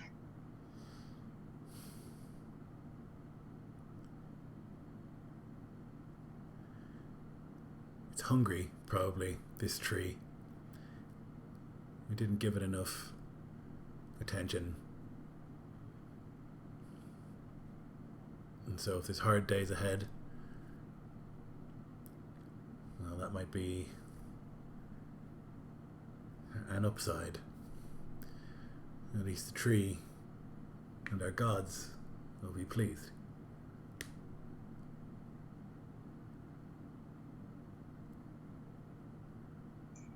He nods to comfort her, but doesn't believe that the old gods can be pleased.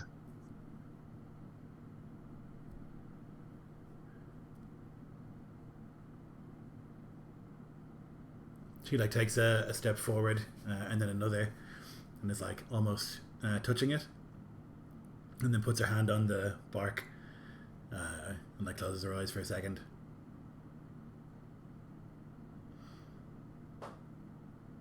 And then she'll turn back to you.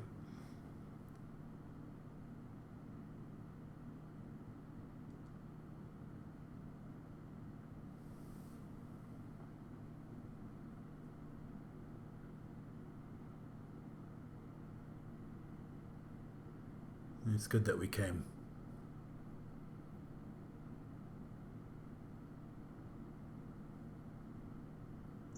This is a sacred place. I feel it. Mm. And I know why the first men here built their stone houses in walking of it. And it is ours now, our charge to defend We will. and to feed. And to feed.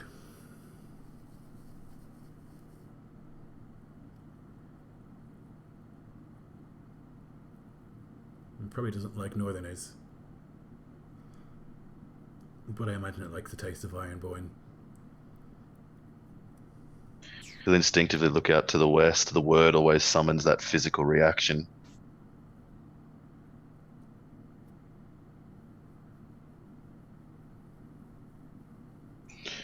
No doubt they'll come, if not this year, then in those to follow.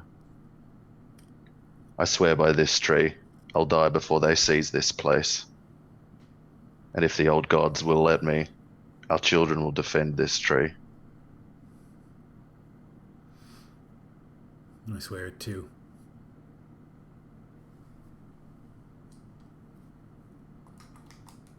He'll just take a step back to stand side by her in like lee of the yawning limbs and the angry face, and listen to the wind and look for the signs.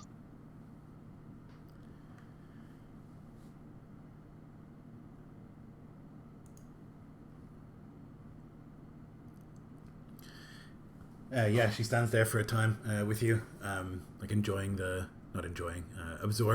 the atmosphere and the sacred sort of energy in this place as the wind howls. Alfie, as the festivities are kind of kicking off and like there's quite a few people in the tour at the moment. And so there's a pretty excited energy in the place, and lots of people, lots of drinking, and you've been having a few yourself, not to excess, I don't think, but certainly a few, as would be only polite. Yeah, I cut down on my earlier drinking because but still, as part of a party, I've got some. And when people raise a toast, I've got to play my part, and so I'm not completely sober either.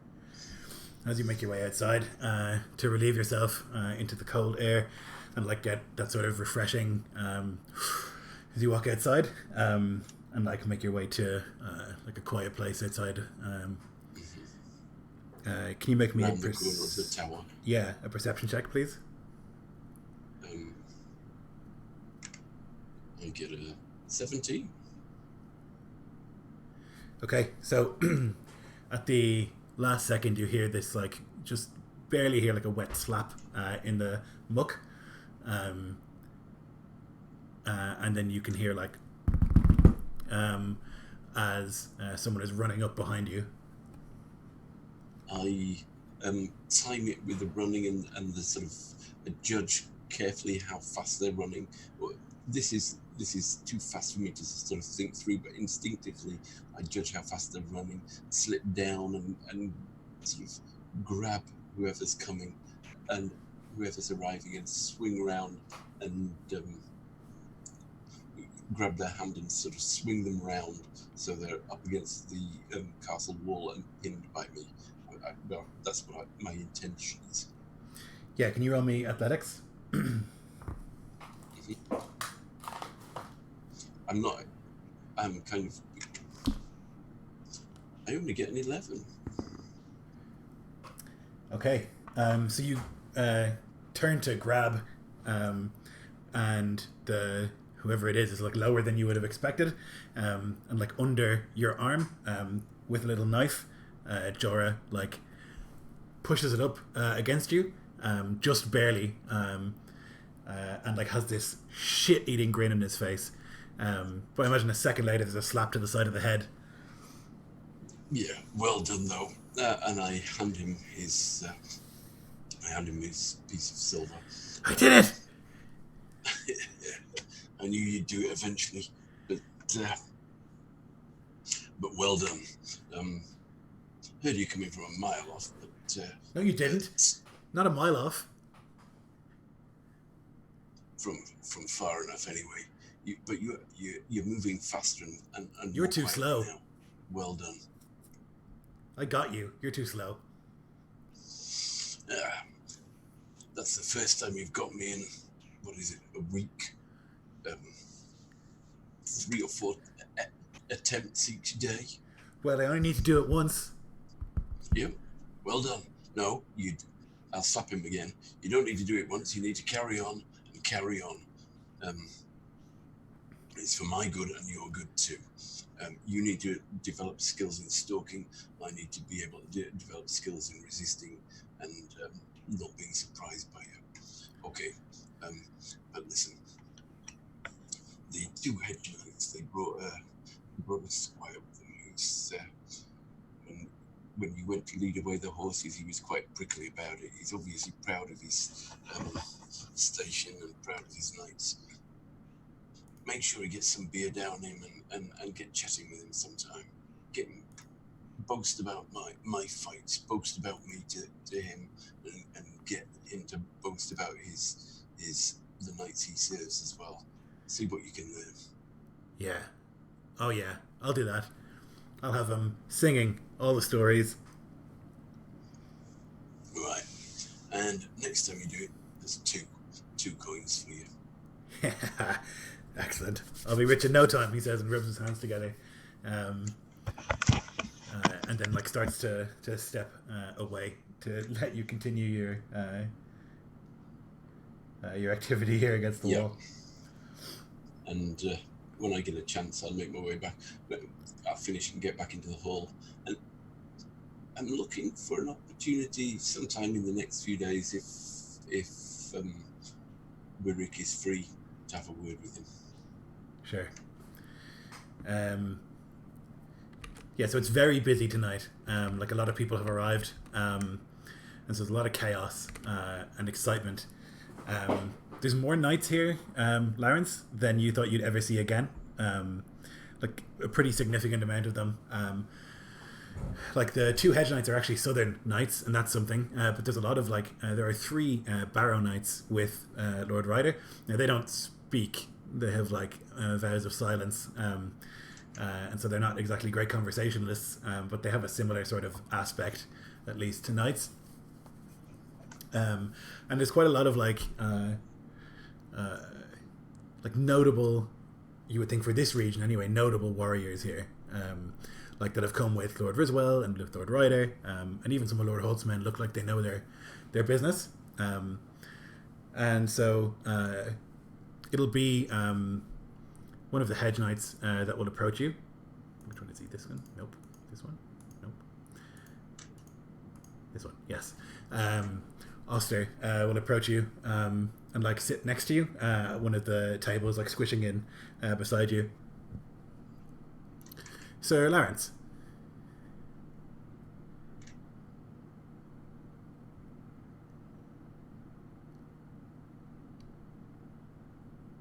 Oh, sorry. Mic was muted.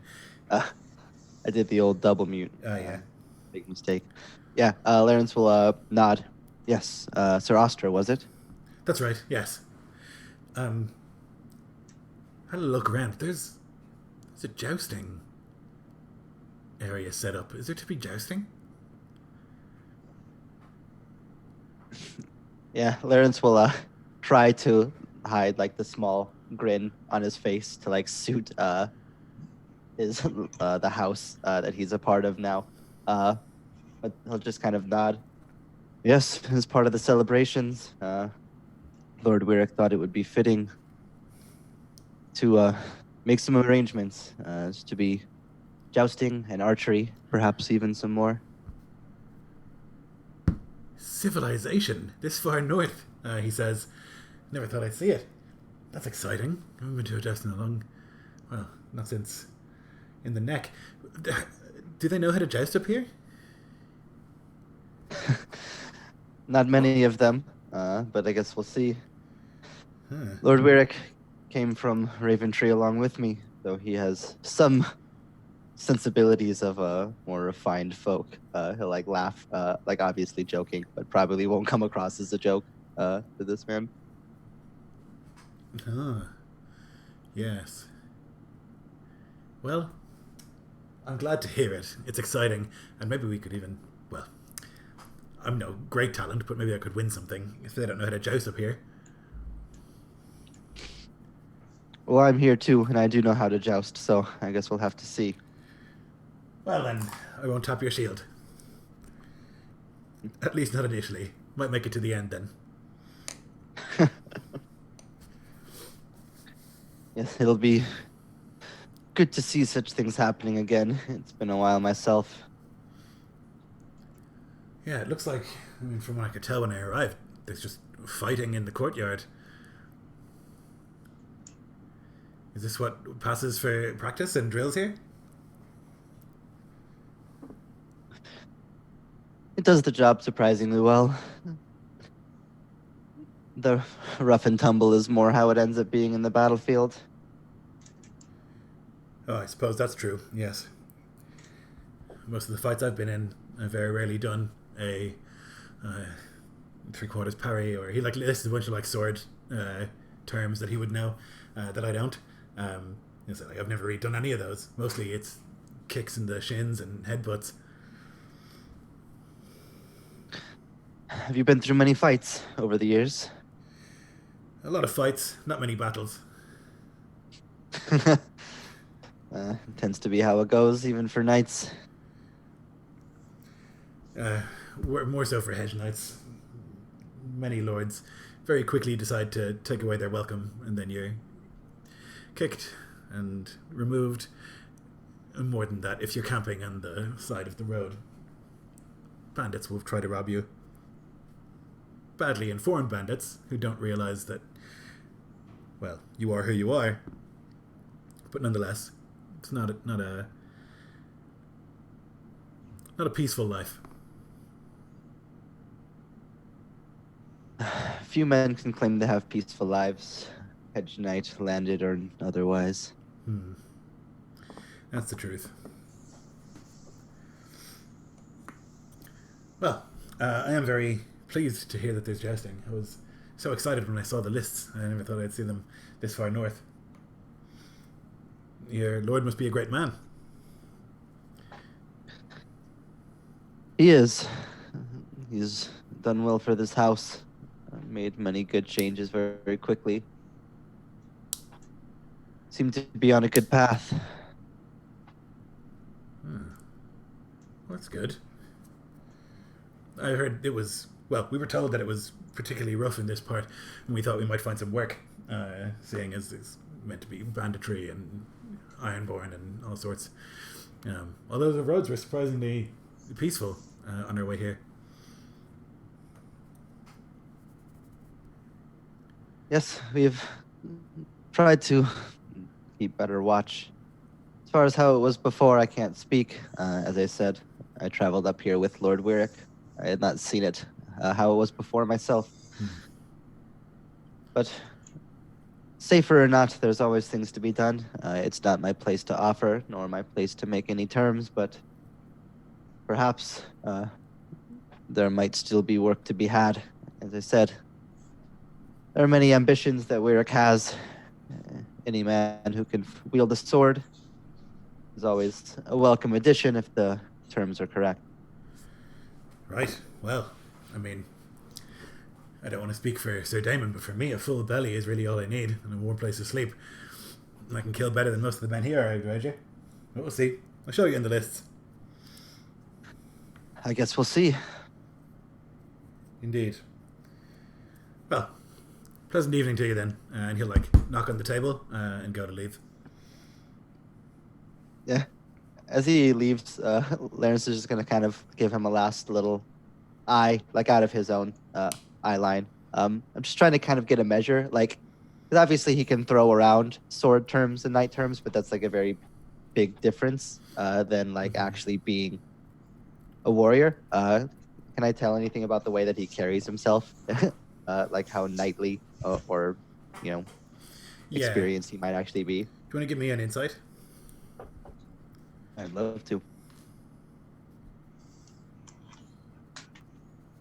16. Right, so he doesn't act very knightly. But he does have the kind of face that looks like it's been lots of fights. But not so many that he's ugly.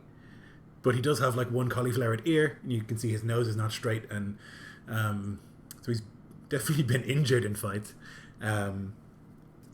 He does, I guess you'd see that he has some confidence to him, but beyond that, it's hard to know until you see him fight if he's good at fighting. He's in good shape at the very least. Yeah, I guess it would probably be fairly common for hedge knights to not carry themselves with the same regality that Definitely. proper land knight would, anyways. Yep, definitely. It depends on the hedge knight, but I think a lot of them, are basically sellswords more than anything else. With a fancy shield, Yeah, Lawrence will just kind of curiously nod. He's still a bit suspicious of these folk, as far as who they are and what they say. And if possible, I don't remember exactly who we came up here with, how many people, but I'd at least like to check around with any of the people who came up with us from Raventree, and maybe even Weirich himself, if we could have just a 2-second off-screen thing about it. We're trying to see if anybody actually saw these guys there. Yeah. If they were lying or not. Okay.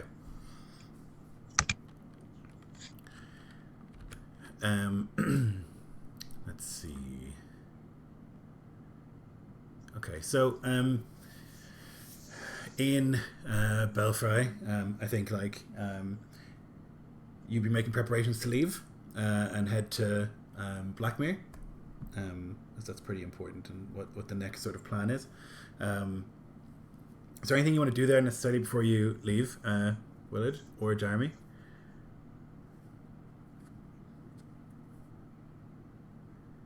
I just wanted to put give the tower to Godfrey in our absence, and have Otter conduct Jeremy's affairs while he'll be at Blackmere Tor.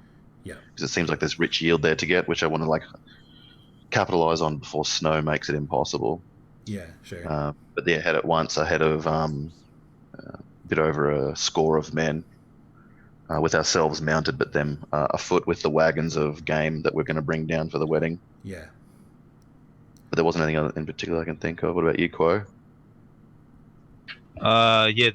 Just making things are in order before we leave. And I think, like you said before, anyone who's, I don't know if all the visitors have arrived, but anyone who's coming through the land, from White Hill, like you said, escort. Yeah, I'd expected her, but it's 2 days till the wedding, so we have to leave today. Yeah. I guess we probably don't have enough. How many people are you leaving behind? It's in the dock. Is it? But there's enough to 41 under Godfrey. 41 soldiers under Godfrey. And we're taking 24 with us. There's 57 so far at Blackmere. No, that's it. Maybe skim a small. Actually, no, they can just get subsequent food from the Fox Den. So we might as well just take everything to. Yeah, that's what I was thinking. Yeah.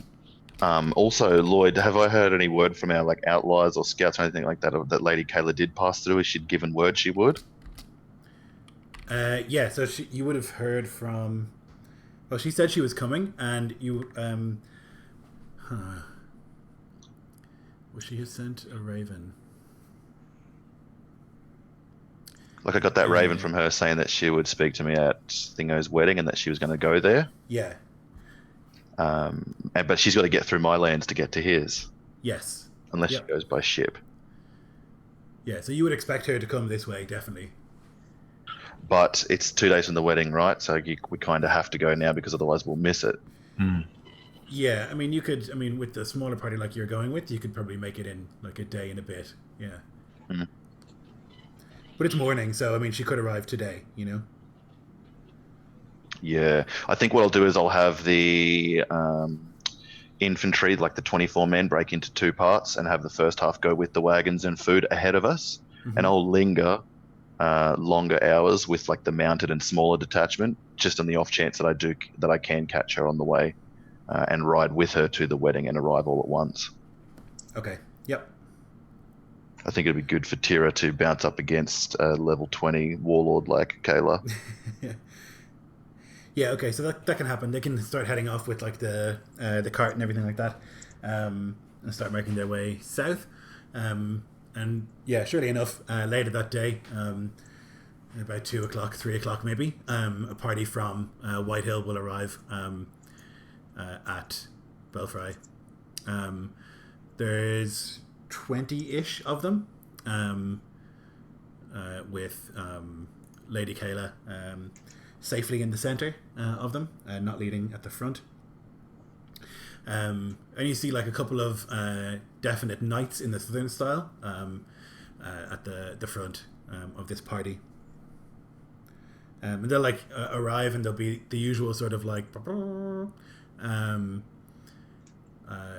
and you can greet them.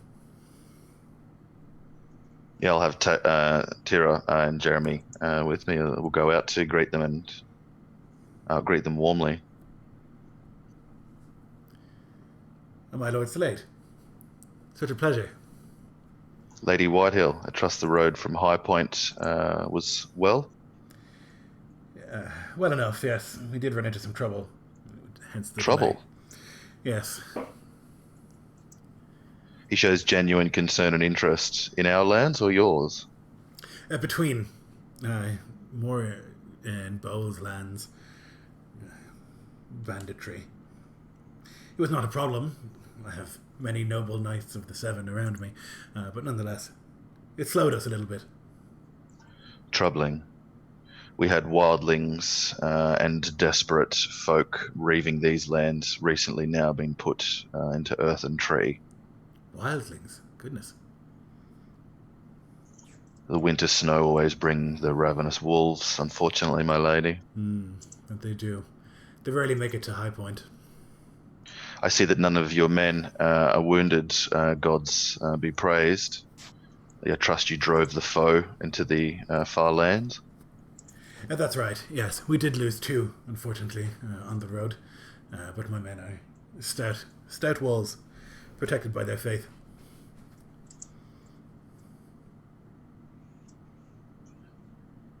I'm glad to hear of it. And if you will accept or offer to ride together, our retinues twinned for the road and greater safety, given the inclement times and weather.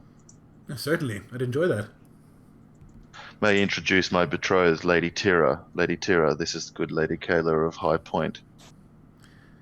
Ah, Lady Tara. Such a pleasure. And she inclines her head in a sort of way that doesn't actually lower her head in any sort of meaningful way. It's almost like she doesn't move her head very much, but it's just enough to be polite. And Tyra will nod in sort of polite fashion. I will have men scout the northern reaches of Volan lands to see that there's brigands until now unknown are dealt with swiftly, should any linger.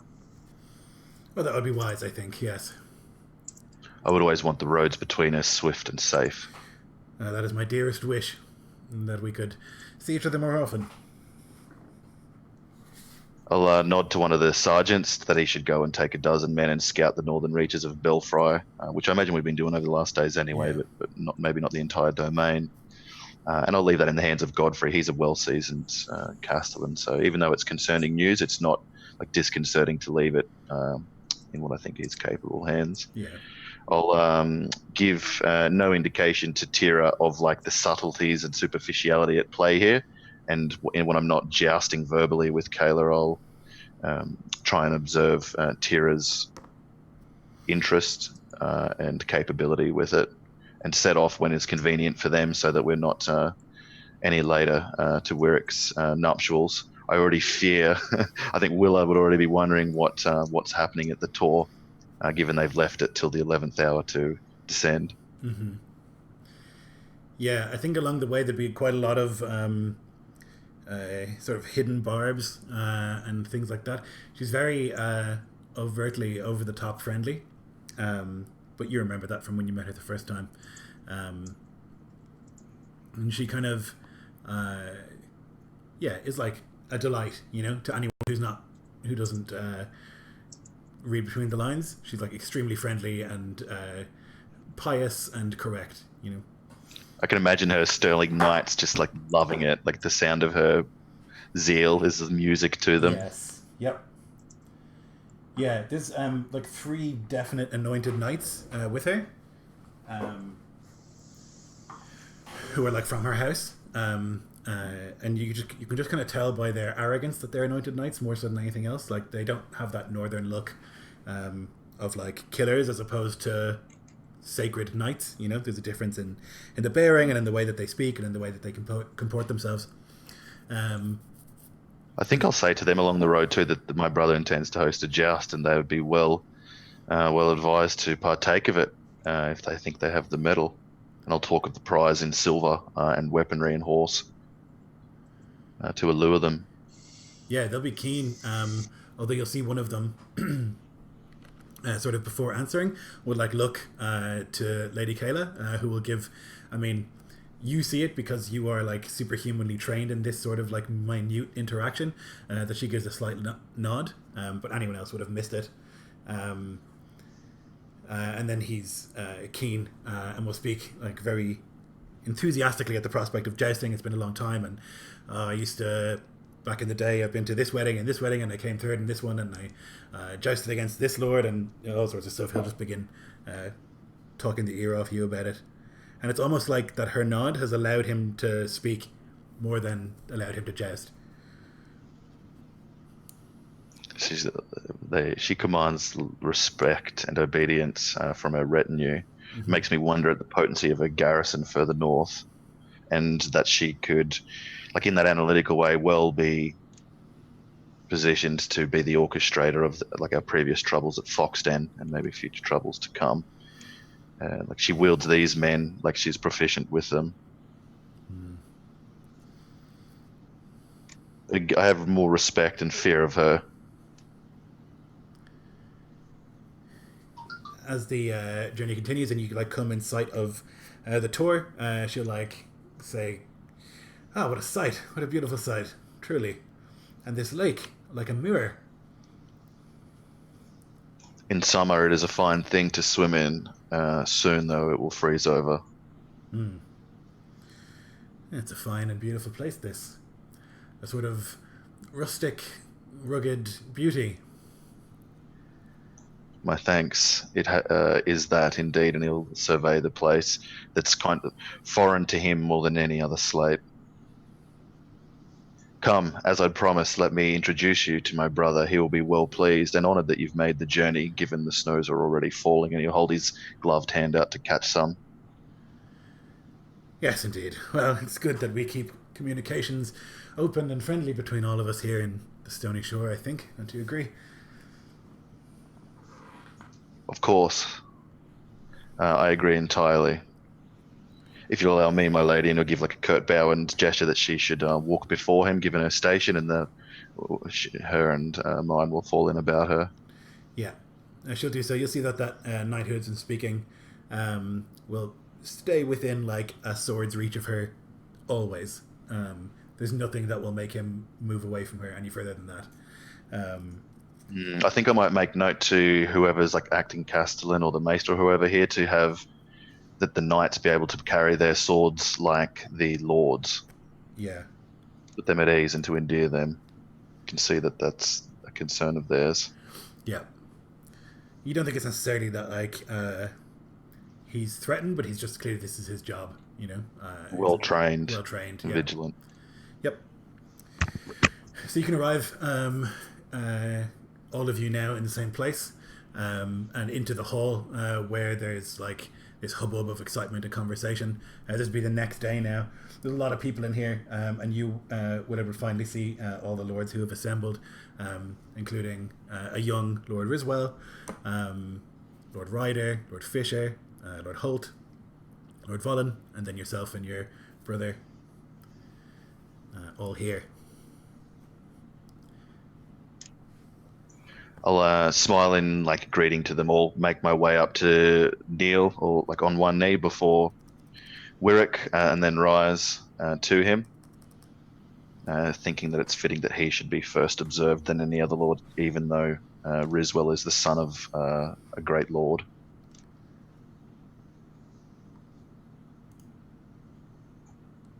Brother, apologies for our lateness. Things go well in Belfry, and here I see you all prosper, his voice increasing as like he has to contend with the crowd.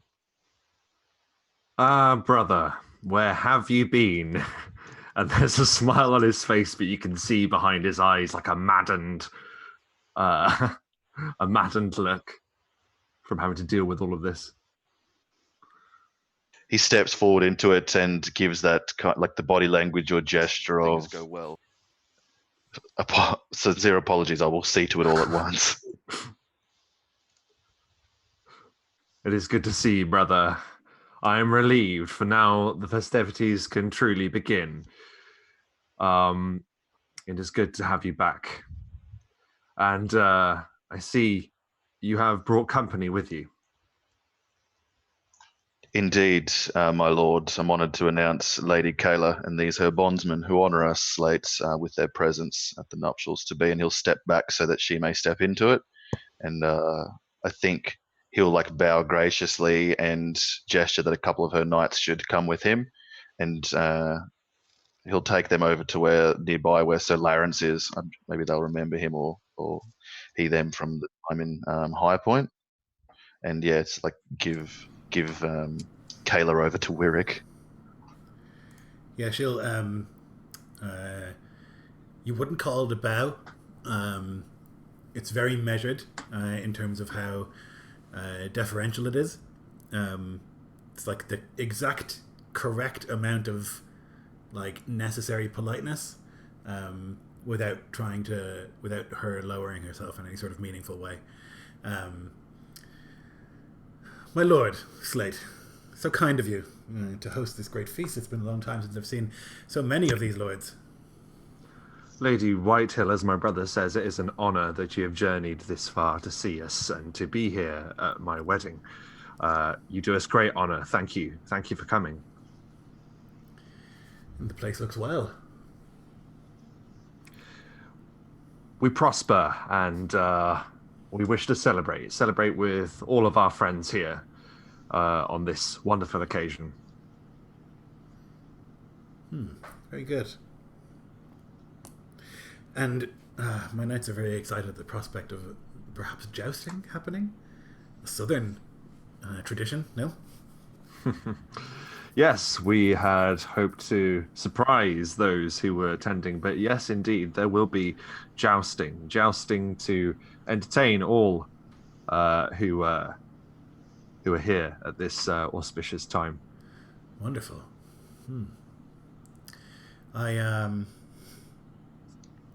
I brought my septon. I hope you don't mind. I didn't know if you had someone pious here. We certainly do. I'm so sorry, I've forgotten her name. Nista. So we are Sister Nista. Dwells here, but we take no offence. Indeed, you keep the gods as you please, and at your leisure, Lady Whitehall. hill. Do you have a place we might pray? Regrettably, we do not bear a sept within our walls. Ah, how unfortunate. Well, perhaps you'll come to. I shall pray for it. And I'm sure it will arrive all in good time, Lady Whitehill. Of course. Well, I'll let you get back to. It seems like it's quite a busy and chaotic time in here. Quite a few people for you to manage, and I'm sure it's quite a lot of stress. As a woman of such grace and talent, I'm thankful that you acknowledge the difficulties that such an occasion can bring. Certainly, yes. To the unprepared, something like this could be very difficult. Well, we like to think we're ready for anything. And he gives a contrary smile. I'm certain that you do. Thank you very much for your hospitality. I need to go and pray and bathe. It's been a long journey. Charmed, Lady Whitehill. Thank you. Yeah, and she'll do that same, like incredibly precise chin movement, and then head with that knight right behind her. Yeah, there's just a beat where Warwick is just staring at where she was for a second, like just gritting his teeth, and then sort of lets that go and goes to attend the rest of the guests. I shouldn't wonder. Okay, so I think we'll take a quick break because I really need to pee again. Yeah. And then we'll get into the actual wedding. Woo! Woo! Oh my goodness. Be back in like 5. Yeah, some smoke.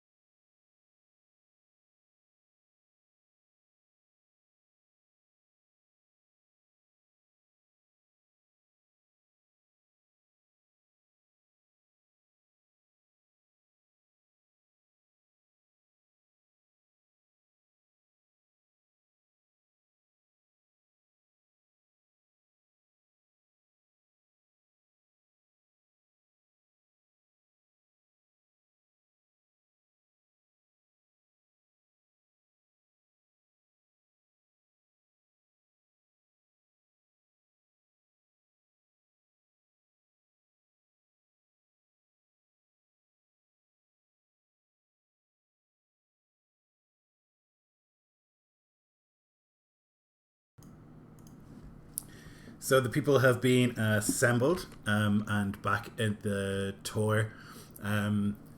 There's drinking and there's a little bit of like sort of polite chatter and a little bit of food's been brought out, but it's not the main event yet. At the Weirwood in the Mere, you have come. Willard, Wyrick, Tira, and Arya, and your mother, and Darren, and Walla, and who else is in the family? Alfie? Would you go to the ceremony at the tree? Yeah, Rohar and his wife, definitely. And Lord Holt and his wife. I don't think Alfie's there. Okay. No, Alfie will be there. Yeah. If everybody else is there, Alfie will go. Yeah, and Wyla. Yeah. Okay, so there's like a pretty decent sized gathering here before the tree. And you can see all the teeth that have been hammered into it over the centuries. And there's like a light snow falling, but the canopy is quite thick, and so it's not quite landing or sticking around you. As you are wrapped up nice and warm, I imagine, here in front of the tree.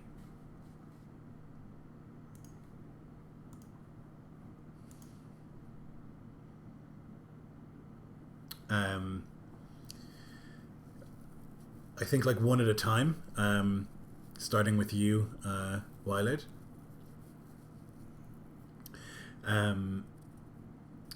Lord Volin will step forward and with Tyra on his arm, and like put his arms around her and give her a hug. And he says, I am Lord Rohar Volin. This is my daughter, Tyra Volin.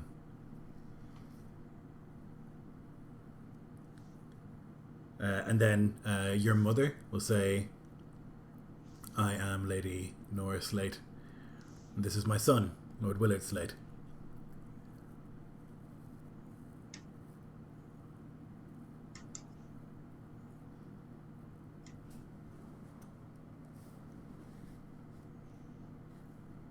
There's like Willard. You go. Oh, sorry. I was just going to say Willard will move forward and bow to both of the patron and matron of the houses, and then stand next to Tyra, cloaked his sigil next to hers.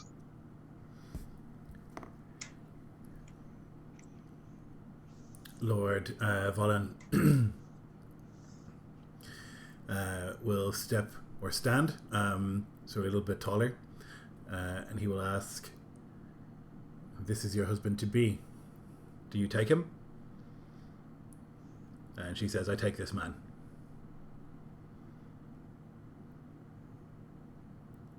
And At that, I'll take her hand and like go to kneel, urging her alongside me. yeah, she'll join. Like the Lord Volin and your mother will step back, and everyone kind of like stands back for a little bit to give you some time of quiet reflection by the tree.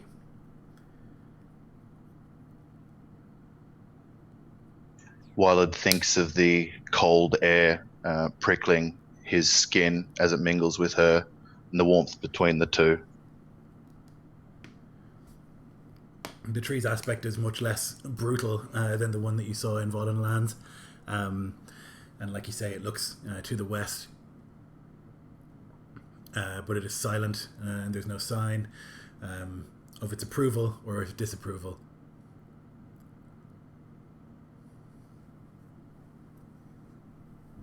After a time of reflection, I'll step back, take off my cloak, bundle it, step behind Tira, strip the maiden cloak, and place about the grey and white faceless slate banner, larger and longer, about her before the mournful westerly tree. Yeah, she'll stand.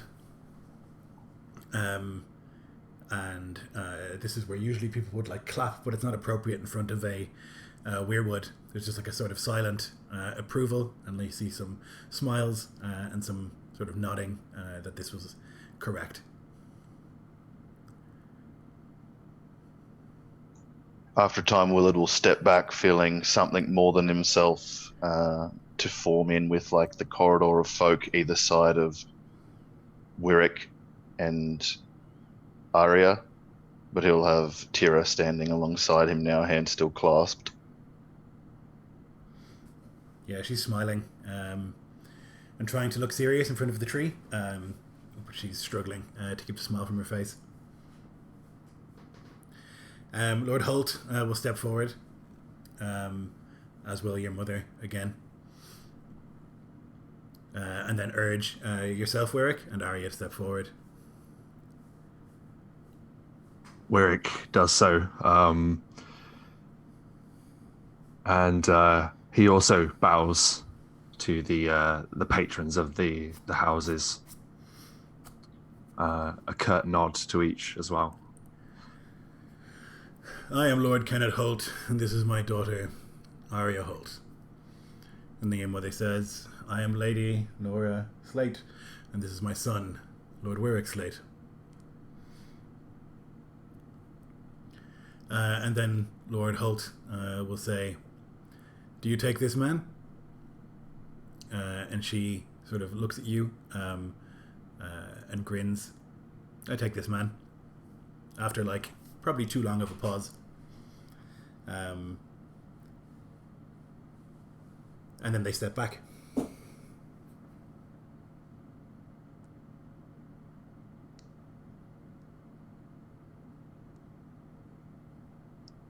So in this moment where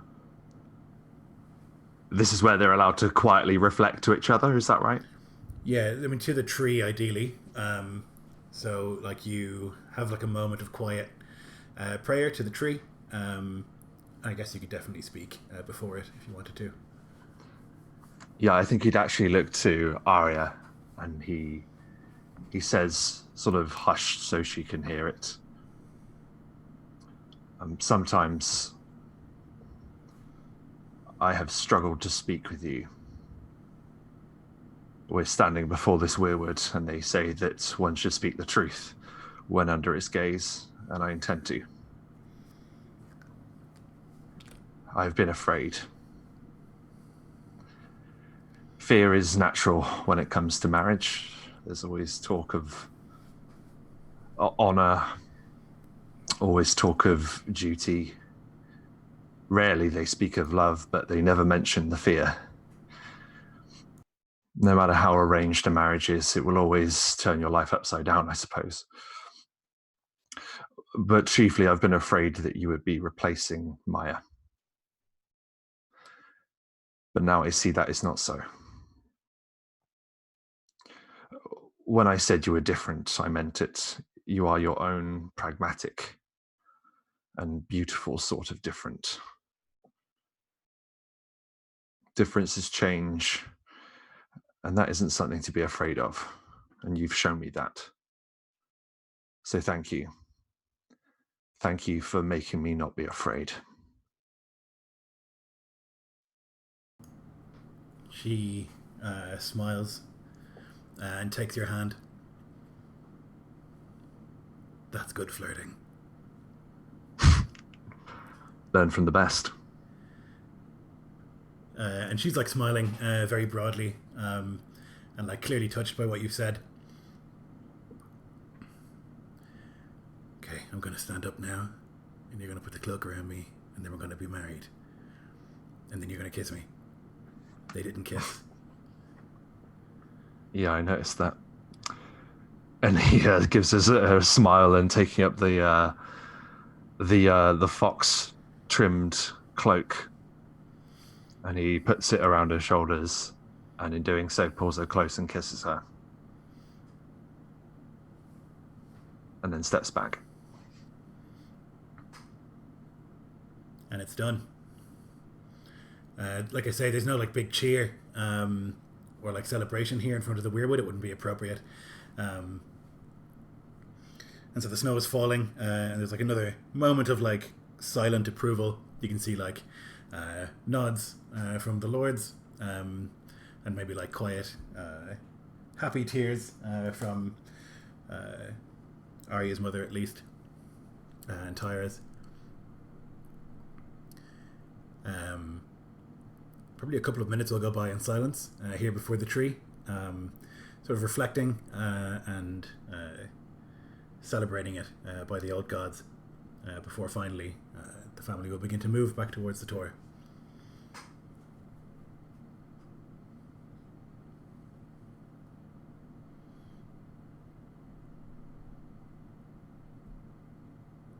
Arriving back through the gates, there's like a fanfare and there's like much excitement and cheering, and as you enter into the hall, you'll see that it's been like transformed basically into something like a sept.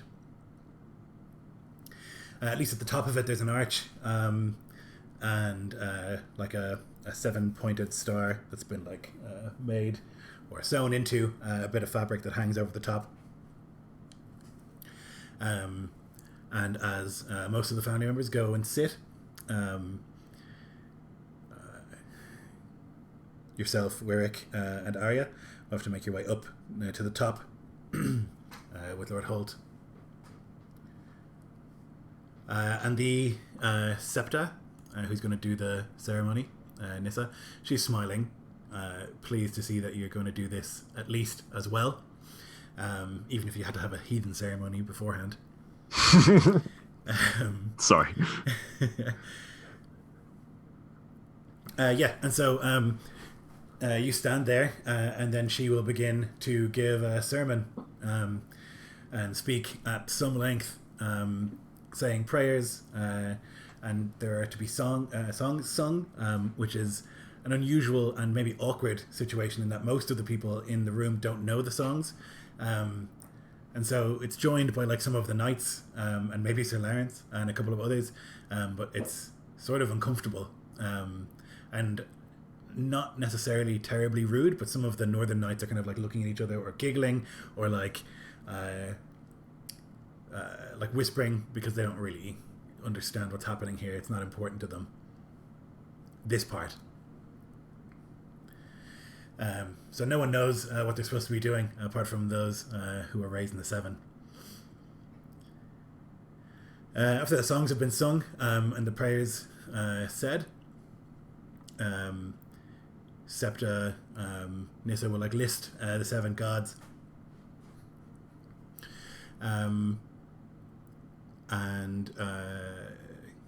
once she's done that, that's when the cloak will begin.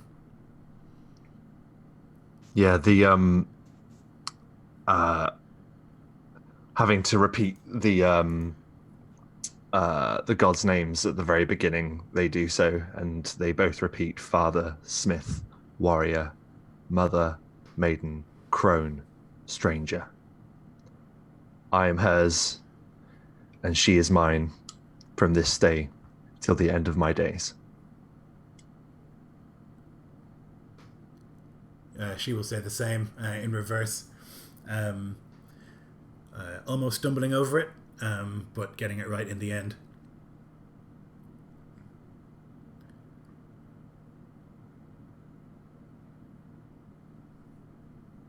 The Septa will say, with one flesh and one heart and one soul, you will be together now and forever in the light of the 7.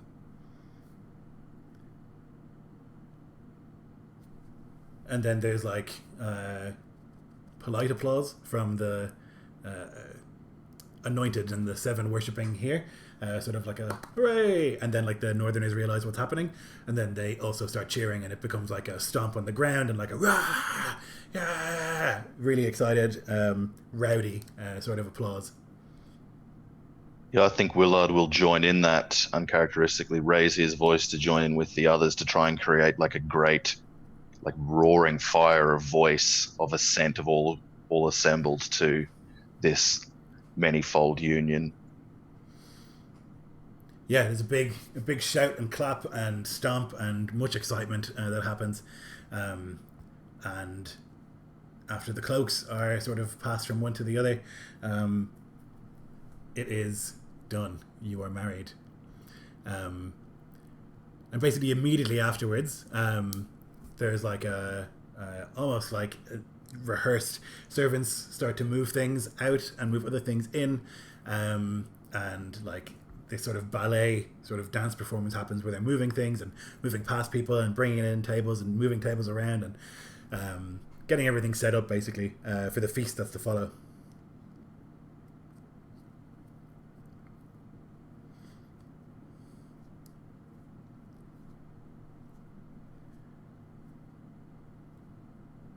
Up on the top table is where you'll be. The two slates and their wives and parents. But there's so many important people here. The table's not long enough for all of them. And so there's been some confusion about what to do. So they've added a second table to the top where the other lords can sit. And I guess Willard would have done a bit of figuring out of who's to sit where. Kayla next to Riswell. Yeah. Most of all. Yep. And so just like a general, is that sound correct? That like the family would be sitting together, and then beyond that the lords and stuff. Yeah. Okay. So yeah, I think that's actually pretty important. But it's figured out, and so everyone starts to sit, and then the food is brought out, course after course. I think of like pretty delicious and rich food. From all the things that Jeremy has caught over the last while, him and his hunters brought out, and so people begin to gorge themselves on the delicious food and drink heartily of the wine and the ale that's provided.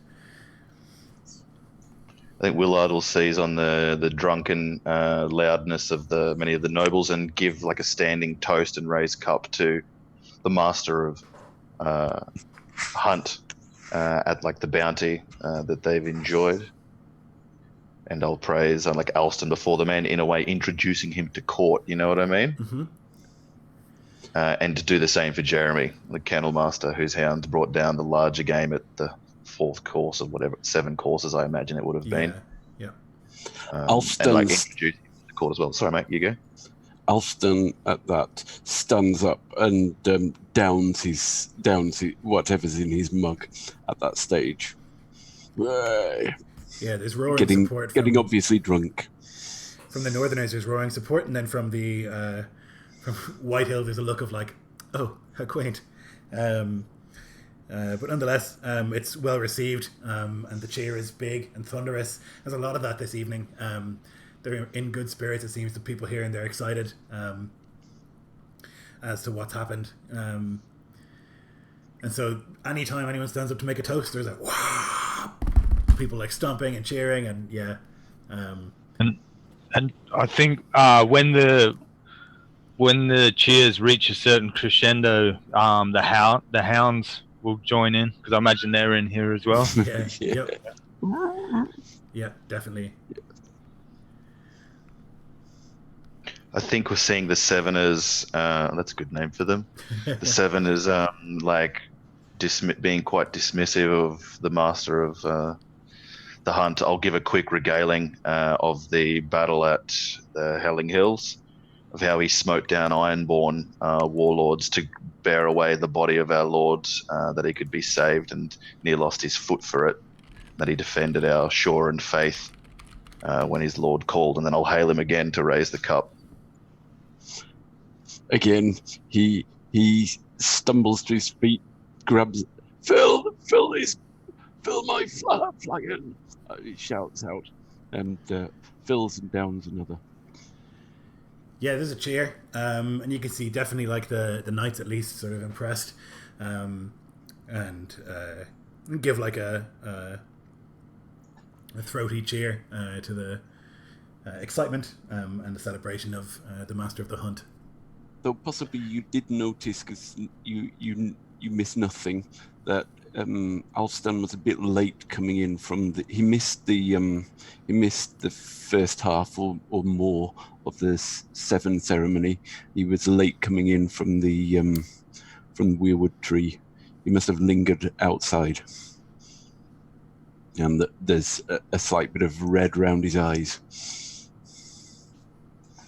And to those who fought and fell there, and at Foxden, the valorous dead, and the faithful slain, and the champions of those battles amongst them, Sir Lawrence will point to the master of the stable and introduce him to the kind of gathered court. And he and his ilk, who bore the enemy much sword skill, and so gave us victory. Hail them, and hail the dead. And he'll slosh his toast up in his cup and make sure he spills a heap as well. Yeah, another big raucous cheer to follow. And at the most, he'll turn to the centre of the table, to Lord and Lady Slate, and he'll try and summon the greatest cheer at the succinct hail to them. Yeah, there's a big one, loud and enthusiastic at the happy day that's been today. He'll take his seat and retreat away from the hubbub.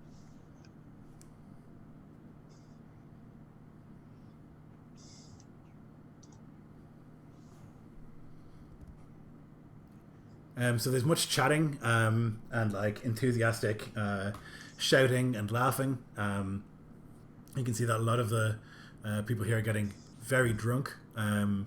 Among them, definitely Alfie. You can see that Lord Ryder is well into his cups as well. And it seems this is every wedding. And I reckon like you, what I did at least, are just seeing like silver stags being thrown into the ocean as like people keep drinking and drinking and eating and eating. But weddings are for excess, it seems. But yeah, you can wander around and talk to people if you're interested. There's much sort of, like I say, drunken chatting happening.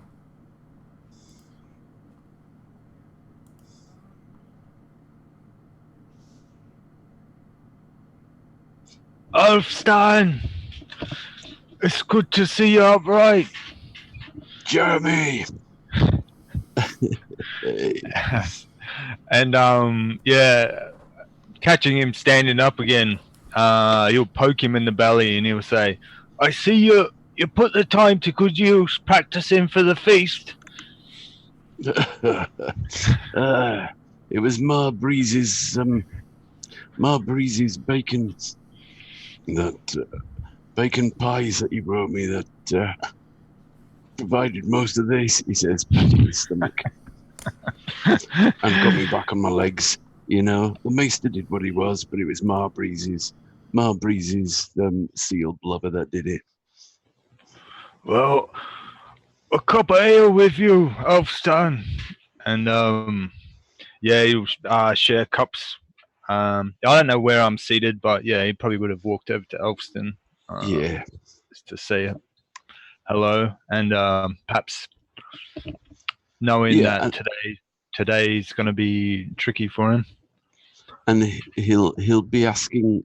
He's curious. He hasn't heard about the battle in Foxden, so he'll get the story out of you and be asking details and going through that because he's cursing his bad luck of having missed it. Well, it weren't no howling hills, that's for sure. It was grim work, but it worked, and hardly none of us died anyways. And but he'll still kind of summon up some more colorful anecdotes and like kind of taking his cue from Elfston, what Elfston responds to. I see the Whistler. I see the Whistlers come back with better armor. And did he take a part in the battle? Did Osric? I don't remember actually having seen them fight, even though they've got quite a reputation. They were in the battle, weren't they? Such as it was. Because there was just basically that. They were involved in the methodical slaughter. At the end, there was the basic kind of coup de grace after a whole lot of arrows, right? Yeah, they would have been about me, and I was next to Warwick, I think, so yeah, they wouldn't have suffered much. They were there, but was a whole lot of arrows did the work, Elfstan. You didn't miss much, truth be told, but there's some. And he kind of his eyes will flick over to Kayla of Whitehill and back, and he'll say, oh, "There's someone that hired him, Elfstan, and they had good castle steel. No ordinary bandit souls, but they were from the north, like the north of the north, beyond the wall, they said." They were free folk. Flick over to, well, I don't know how free they was, but that's what they said. I mean, don't know how free they was. Free folk are Well, free. They were taking coin. They had a master. Didn't sound very free folk to me. We choose our own masters. In this maybe. video, I'll show you. We do have masters. We don't bend the knee, but I mean, he says, remembering himself. Yeah. Yeah, and he'll just catch him up, and also tell him about the heart tree and old One Eye. Now, like something he's been cautious about talking about, I think now he's in his cups. He'll be like kind of more, and there's a bit of distance from it. He'll be more drunk with the wonder of it. This tall he was, Elfstan. His eyes. I mean, his eye. No. Strange things. I've seen strange things north of the wall as well, he says. Though half of the things he talks about north of the wall, you're not sure that you should believe. You've been north of the wall. Me? You've been north. Who is it? North or north? I spent my first 7 years north of the wall, more or less. I don't know, 7, 8. I don't know how old I am exactly. When I came back south. I've never met anyone who's been north of the wall. Who's speaking? It's Sir Oster, the hedge knight. He's like wandered over, hearing you both screaming about a giant wolf, and like shouting very loudly. And he's like wandered over to here, and is now like looking pretty impressed. No, to be honest, bits come back to me. I remember bits, but I don't remember everything. It's a long time ago now. All I know about it is children's stories about giants and that kind of thing. I haven't seen a giant myself, but I've seen their footprints. Come on. I've seen an axe that could only be wielded by a giant. I'm pretty sure the ones in the forest and the ones in the frozen fangs, they believe they exist. I'm not some stupid southerner who's going to fall for your tall tales. You might want to try that with those knights over there, but not me. Oh well, you who know everything, I obviously can't trick you. I suggest you head up to the wall and have a look over it. You can actually, the taller giants, you can see the head over the top of the wall. You're funny. You're a funny man. Is that when winter comes, when their head blocks out the sun? They get taller in winter, you know. You don't say. They get taller and hungrier. But I've heard tall tales from the south too. They say men down there wear like scent like and like dresses. Is that true? Like dresses. Well, they do wear perfume in the Reach, some of them. That's true. To say it's better than the smell you get up here sometimes, but even so. Uh, he says, sort of like mostly well meaningly. I've never seen a man in a dress, though. Well, unless you. Septons wear robes. You might think that's a dress. There you have it. Yeah, I'd probably introduce myself to Sir Oster and share a cup with him, and yeah, generally get to know him. Yeah, he'll be keen to hear about the battles and things like that have happened, and we'll tell you about his own. I mean, none of his battles are battles. It's always like he was attacked on the road by bandits or that kind of thing, or he was in a skirmish when he served like this tiny lord in the middle of nowhere you've never heard of. But even so, he'll talk.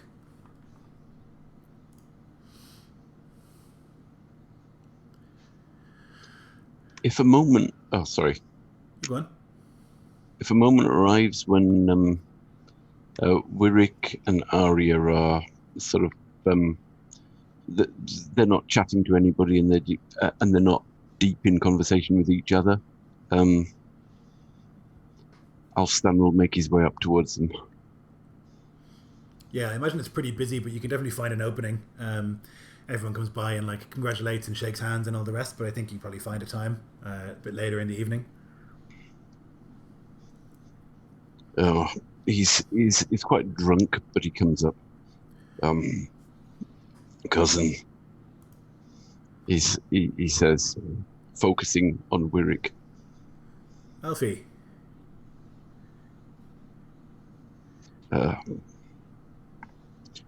Congratulations. Thanks. Thank you, cousin. I don't. We. When I came south,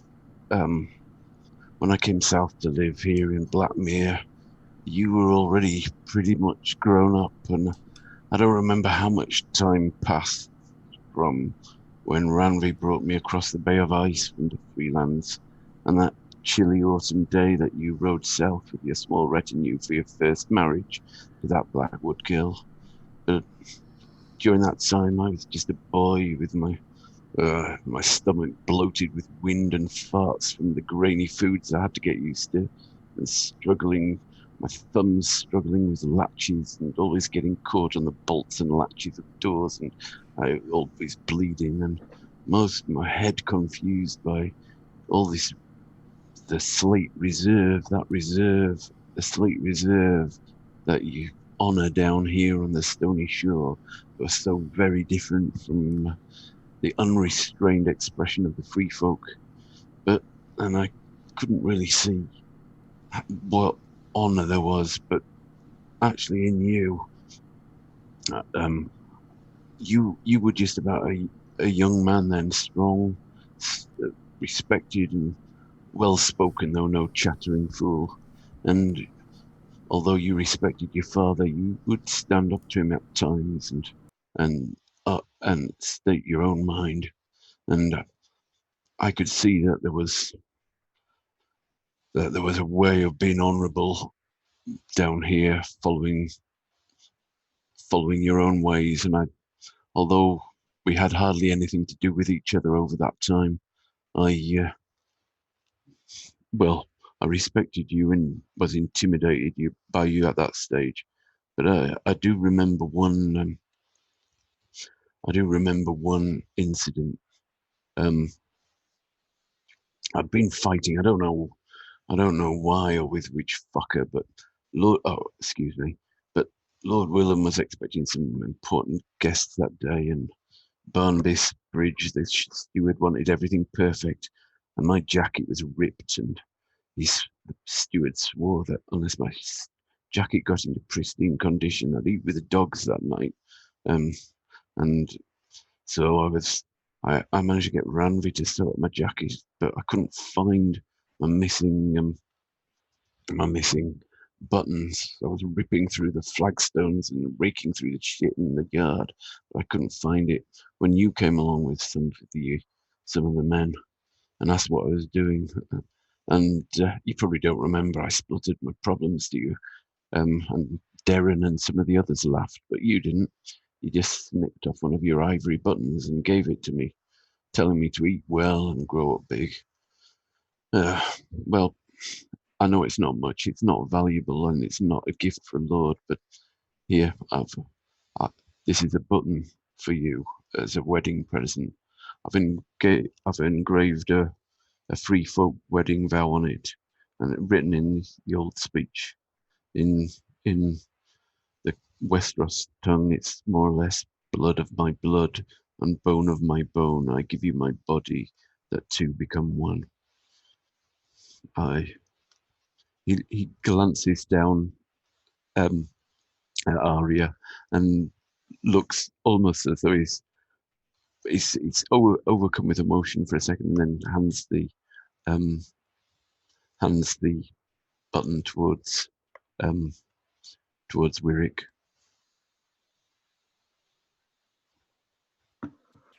I think Wirrick would be speechless for a moment, and he'd accept the button, looking down at it and seeing this carving.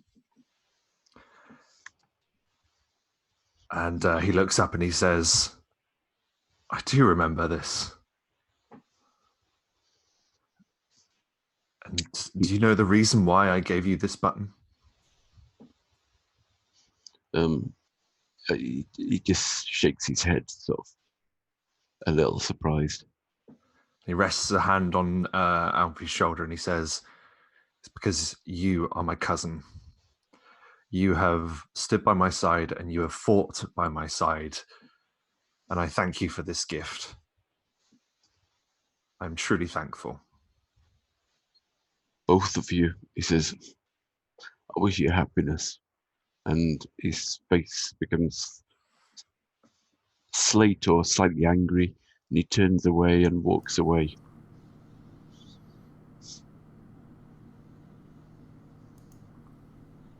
Arya's a bit speechless and doesn't really know what to say. And she looks a bit teary-eyed. And then like turns in a different direction, like wipes it away, and sits and looks at you, Warwick, sort of uncomfortably. What are we going to do? I don't know.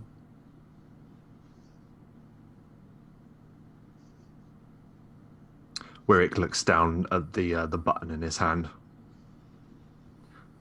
and and he puts it away.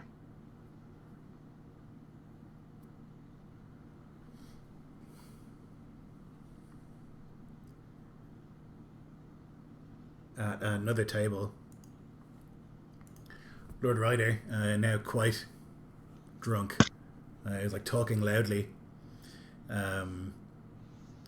about his prowess and how like he killed a bunch of traitors down in the neck in the Dance of Dragons. He's like talking to some of the knights who've like assembled around him. Naturally, he's like quite a loud and large man, and a warrior, and so there's a lot of charisma in him, and like warriors kind of flock to him. And so he's telling about how they rode into this town that had like sided with the wrong side, the Greens, and they dealt with them. And he's talking about how there was a good fight there, and all the rest, and how he rode down this like notable enemy of his, a Davos Dennifer, some knight now long dead, and it's like talking about this, like bragging about it, and some of the knights are like nodding enthusiastically, and others are like looking on, not so sure that they agree with his account. And one of the men from Whitehill says as much. You can't quite hear what he's saying. He like leans over and says something, and then like Ryder becomes quiet and like looks in his direction. quite seriously. And like it's so loud and there's so much going on. But I think you, Willard, would notice it if no one else did. That there's like a sudden. I mean, if you were looking out into the sea of people, there's like a sudden sort of like whirlpool over in that direction. In terms of like the vibe. And Ryder stands up and he says, "Well, I was at the Battle of the Red Ice. Where were you? Late?"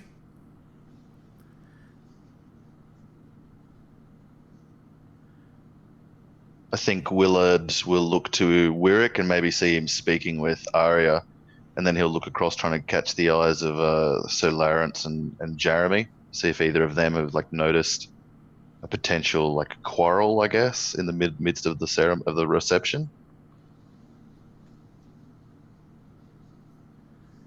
Yeah, if you make eye contact with Willard, then like you could follow his eyes to the point. Yeah, I think Lawrence would definitely kind of take notice of Willard's glance, and imagine hearing the raised voices. It's not too hard to pinpoint.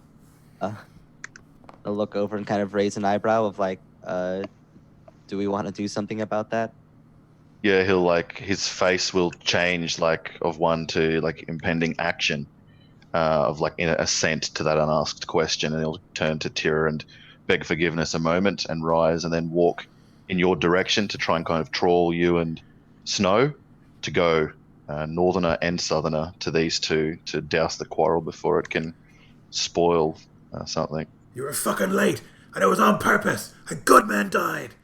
We were not late. We were, and like, Ain't it time for the betting?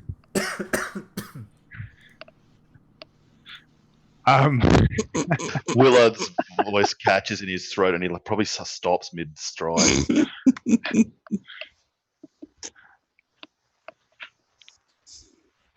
I'll look for. Yeah, I'm going for distraction. I swear this is a time. The betting's a time-honored distraction from the inevitable fighting. Yep. As like you say that, and like Ryder has his like finger like poked into the chest of this other guy, and then it's like that happens, and that there's this like whoosh of all the attention like boom, lands on you, Jeremy. I'm sure that's like horrifying to you, like all these like powerful faces and lords like all just look in your direction, and there's like you could hear a pin drop for a second, and then like a yeah. Yeah, I think he would like cast a. The immediate reaction would be to look over his shoulder at who said that. But as the noise rises up, he'll feel saved.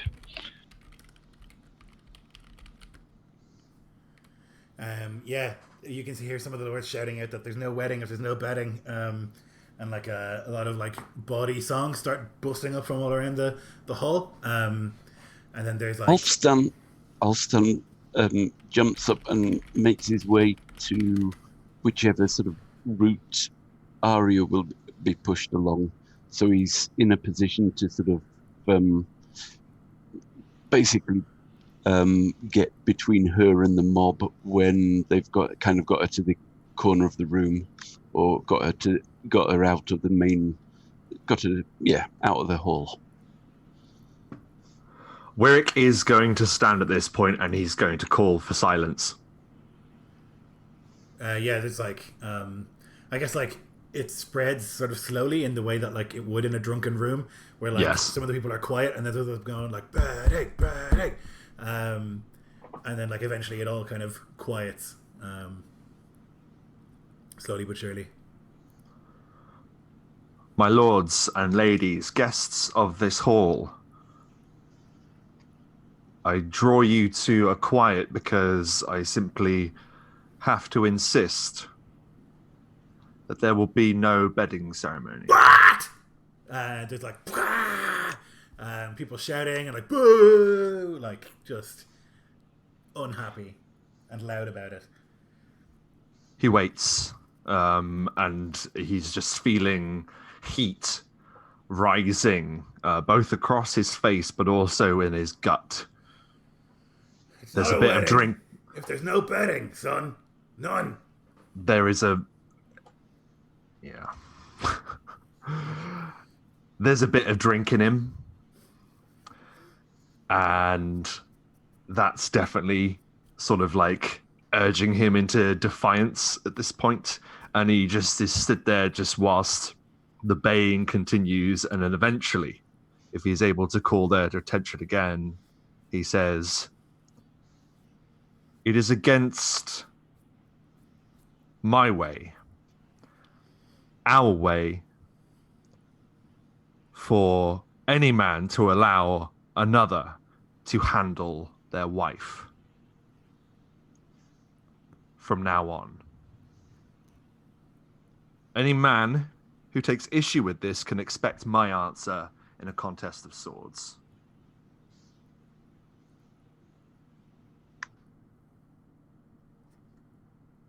There's like a silence for a while. And then like a couple of people start talking at once. But like, it was good enough for the fucking first men. It was good enough for my old dad. And all this sort of stuff from all over the place.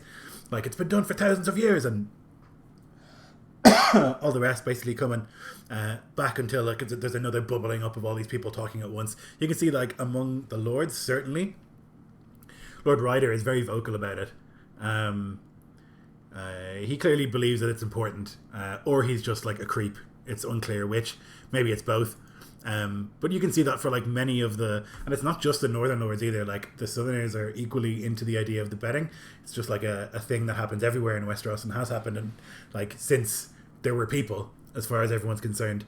And so there's like a lot of shouting about it. In that din, can I turn to Tira, as like seize upon a moment with her and say, "You wanted a fine wedding. Would you have these men take you to the tour?"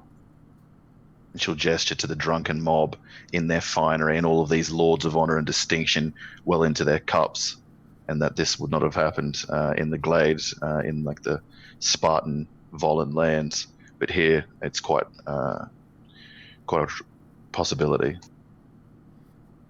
I didn't think it would be like this. This is a fine wedding and all its guests, and this is their want when the cups give those wants truth. My brother will earn foes for this, and maybe at that it's punctuated by an oath sworn by someone off in the hall. Yeah, you can. If you wish it, I will demand the same honor for you, for whatever peril. You'd fight them? No, he shakes his head, looking at his brother for a moment, and then back to her. But kill them.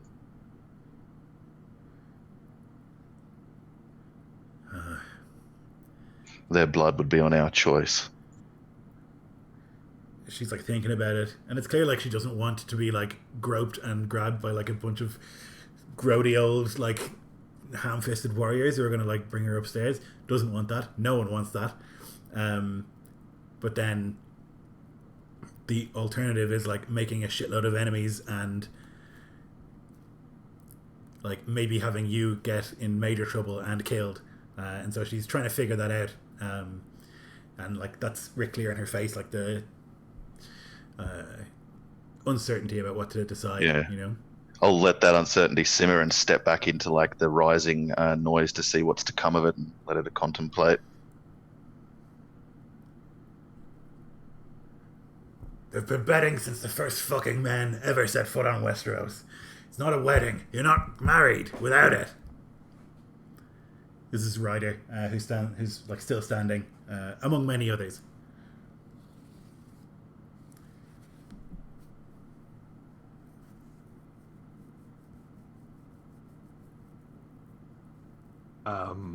Wyrick is gonna remain stood, and he's gonna be looking at Ryder, and he's gonna say,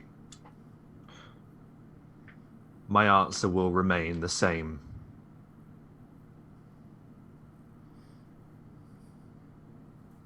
You'll die over this?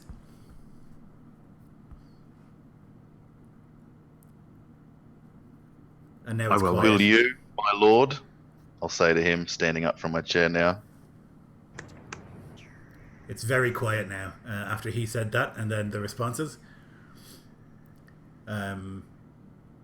He doesn't look worried. He's very drunk. Won't be me who dies.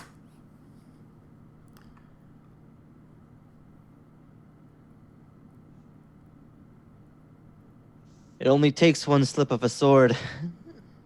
It's far easier for a great warrior to die than one would like to believe. It would be a foolish way to live your last day. Lords are talking. You speak to the master of stables of this house, my lord. As you see, he sits closer to the center of the high table than yourself, and for good reason, for he keeps his cup and his tongue in measure.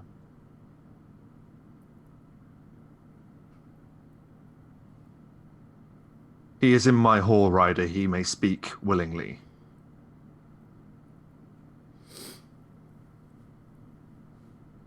His face turns sort of sour.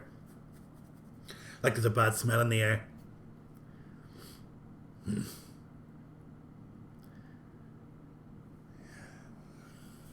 I say clearly for all to hear that there's no wedding if there's no betting. That's a fact. It has always been a fact. They've been doing it since the first man ever set foot on this place. My father did it, and his father, all the way back, and so did yours, and so did hers. And I will say that no word should be uttered in this place if it is not backed by the intention to wield a sword to defend its right. Do you see me sitting down? I see you blustering, Lord. Is this your answer?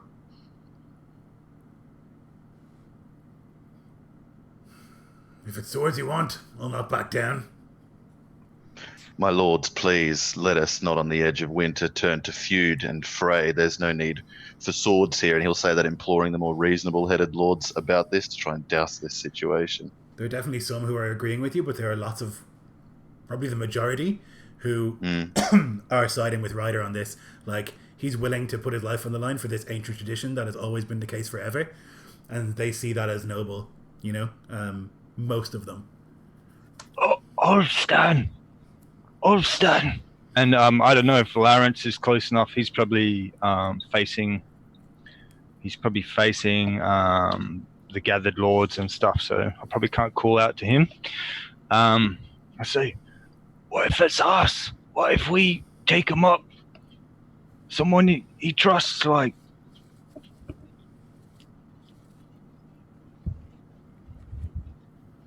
Alston turns to see the reactions of the lords and the ladies.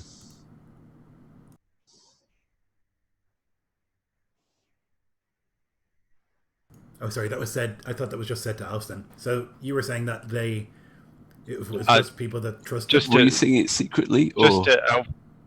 Just Alston. It wouldn't be to everyone. It's more like is that something that could work? Yeah, he's just saying Alston. Come with me.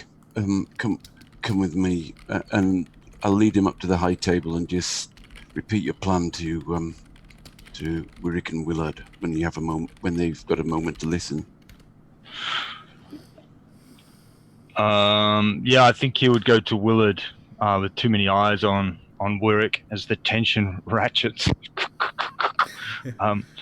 What if some of the men you trust, we can take them up to the room, my lord? We can form a barrier. We can form a barrier between the lady and the drunken crowd, and sort of join the drunken crowd, but form a barrier between them and the drunks, and keep them off. And the lady can discard a few token items on her way up, and then be locked, and then bolt herself in the room when she arrives. A good plan. I like it well, and I would see it done for my lady wife. But I know my brother, and he will not back down on this now that he has stood. And he says that he's a little bit angry, but it's the truth as he sees it. Would that be accurate, Rob? Meta? that you're not going to back down on this? 'Cause 100%. I think Yeah, this is something that he's just decided to do. Yeah. This is Um, the should have show. looked at Heat of the Whistler and- moment, bit of drinking Sorry. him. Yeah, no, sorry. Yeah. I'll shoot a look to Osric and Whistler to fall in and follow Alfie's lead to try and insulate Tira. But yeah, I'll speak earnestly to the two masters and say, yeah, my brother will not back down on this with Arya. I can tell. At least we can give them the distraction of one betting, and that might give them a. Yeah. Oh gosh, that means I have to. Oh. Well, I mean, the other question now is like, are you gonna let it happen? Well, I'm Fire. looking for a signal from her face, like I planted the seeds of thought. How will she stand on the matter Did you hear what we were saying as well? I mean, how about forming up a barrier and such, and channeling the wife safely up the Tor? I think now it's a case of like, well, if I have to suffer it, then she should too, and if she doesn't, then I don't want to. But I mean, Okay, that's what I get. But it's like so hard to know because like, I don't know. Like I can't give you a clear answer of what she's thinking because she's thinking 100 Yeah. things. Like. I guess she can't answer if I ask her. No, because she doesn't know. Like, she doesn't want to be dragged upstairs, but she also doesn't want any hassle, and she doesn't want to be the only one who's dragged upstairs. And like, there's a lot to it beyond just like, yeah, it's okay or no, it's not.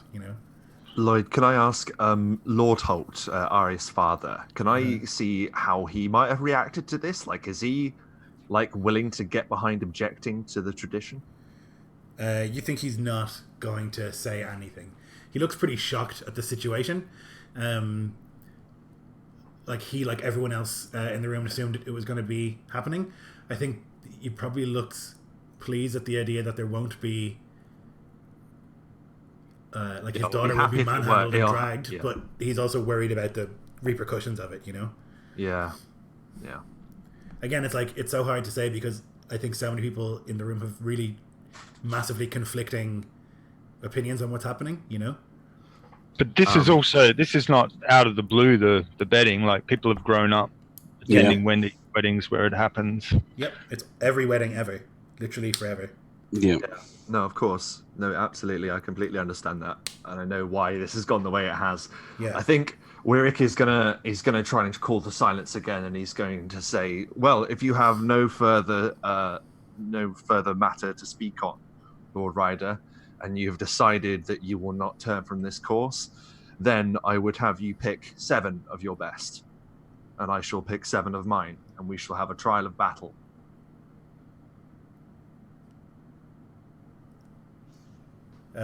He looks and says, "You're fucking on."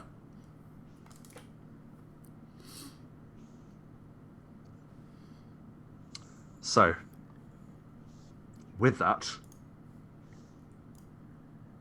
who's volunteering?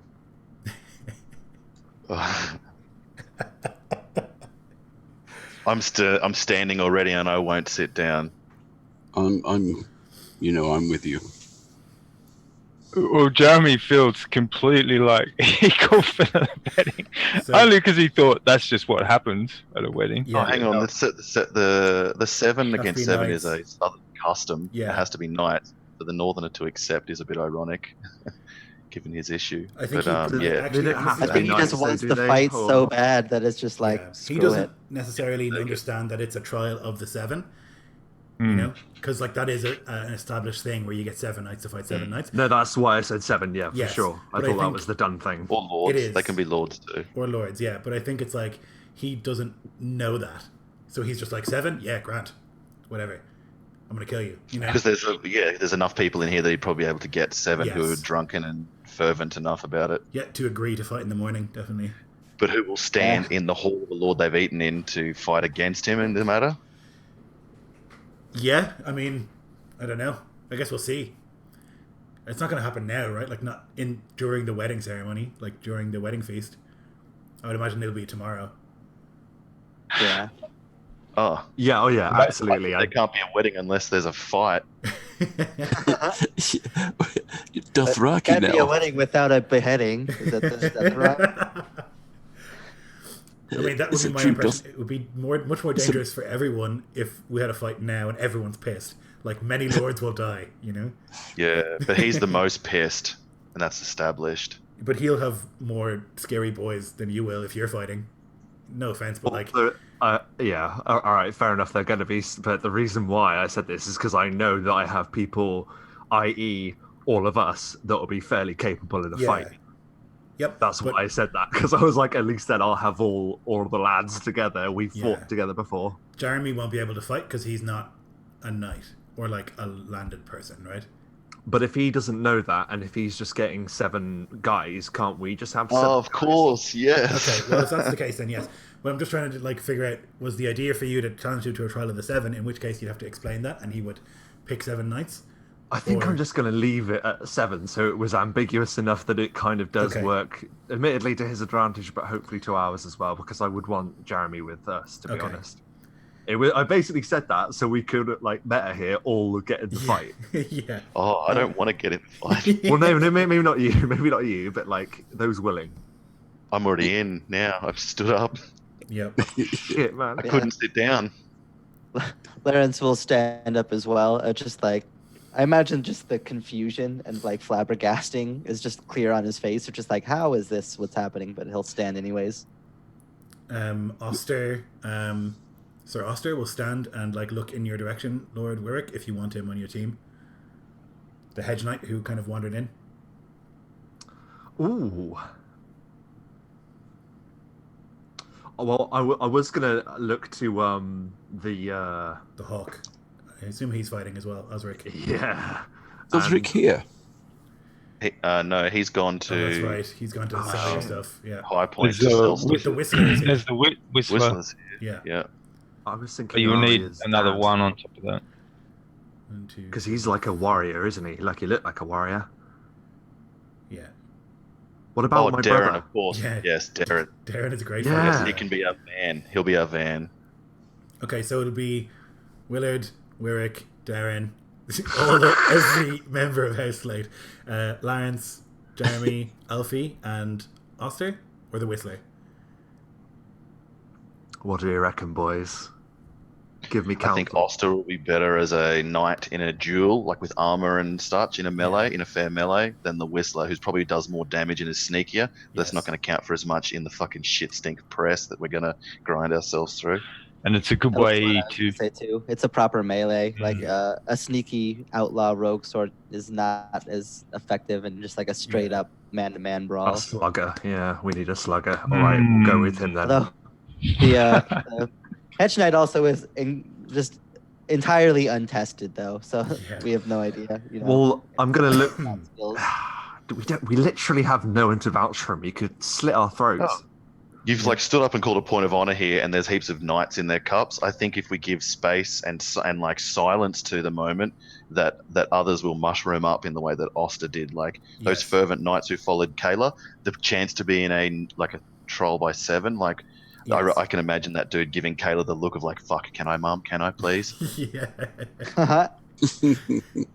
and other possible guys who are drunk and thinking, "Yes, I'll fight." Well, what about it then? Is there anyone else that's sort of like? Yeah, I mean, with like you say, there's like you see many people stand up to go and fight for Lord Ryder. He's got 3 baronites who are with him. They all stand in unison, and then there'll be others. But standing up for you, or like offering for you, would be Sir Callum Peake, who's like one of the knight who talked about jousting on the way down to Willard, who is with Whitehill. The other hedge knight as well will stand and offer. Can we get Cullen Locke? Oh. Yeah, I mean, he'd be here, wouldn't he? I reckon so. Yeah, he'd be here, and he'd be better than one of those hedge knights. Yep. Godfrey Vaughan is in Belfry. Oh God, what would J.R. Riswell do? That's a good question. And Lord Holt. It's really if he gets killed, it's fucked beyond belief. But I'm trying to figure out, like, I had no concept this was happening, so I haven't thought about how all of these men how important the betting ceremony is to all of these lords, you know.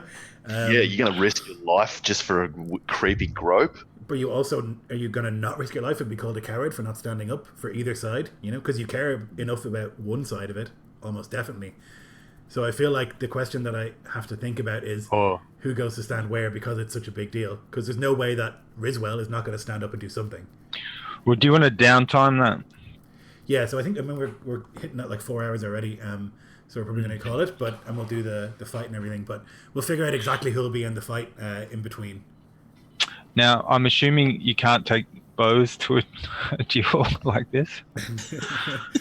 I'll figure out the rules and stuff as well in the meantime. But I mean, it seems to just be like you take your 7 lads, and we'll have a straightener outside, you know. As opposed to any sort of sacred thing. But yeah, we'll figure all that out. So I guess, Ryder has his 7 and you have yours, and it's like agreed. And then in stony silence, you and your wives can make your way upstairs and away from the feast. And there's sort of a very tense and difficult atmosphere. Darren is like here, and with his possibly the slatiest of the 3 slate faces, is keeping order by his like very visible threat of like, I will disembowel anyone who makes a scene right now. And so the rest of the evening, I guess, like for those of you who are still in the room, would be tense, and there'd be a lot of like whispering and talking and uncertainty. I'm sorry, my lord. I didn't know your mind. I thought, there's always a betting. I'm sorry, I didn't realize it was on mic. But if I can, my lord, I'll fight with you if you'll have me. I would have your sword at my side, Snow. Oh shit! Jeremy thinks now I've got to find a sword. Oh yeah. Jeremy's responsible for the end of the Slate family. All right, so I guess we'll leave it there with like this quiet, tense energy in the feast hall, and a lot of discussion as to what's to happen. Will there still be a joust? Will there be enough knights left at the end? Like sort of Alfie and Lawrence and Jeremy just keeping an eye on proceedings to make sure nothing terrible happens in the middle of the night while the lords go and celebrate their wedding, which might be the first and last time they ever sleep in the bed with their wives. And we'll leave it there, and we'll catch you all next time.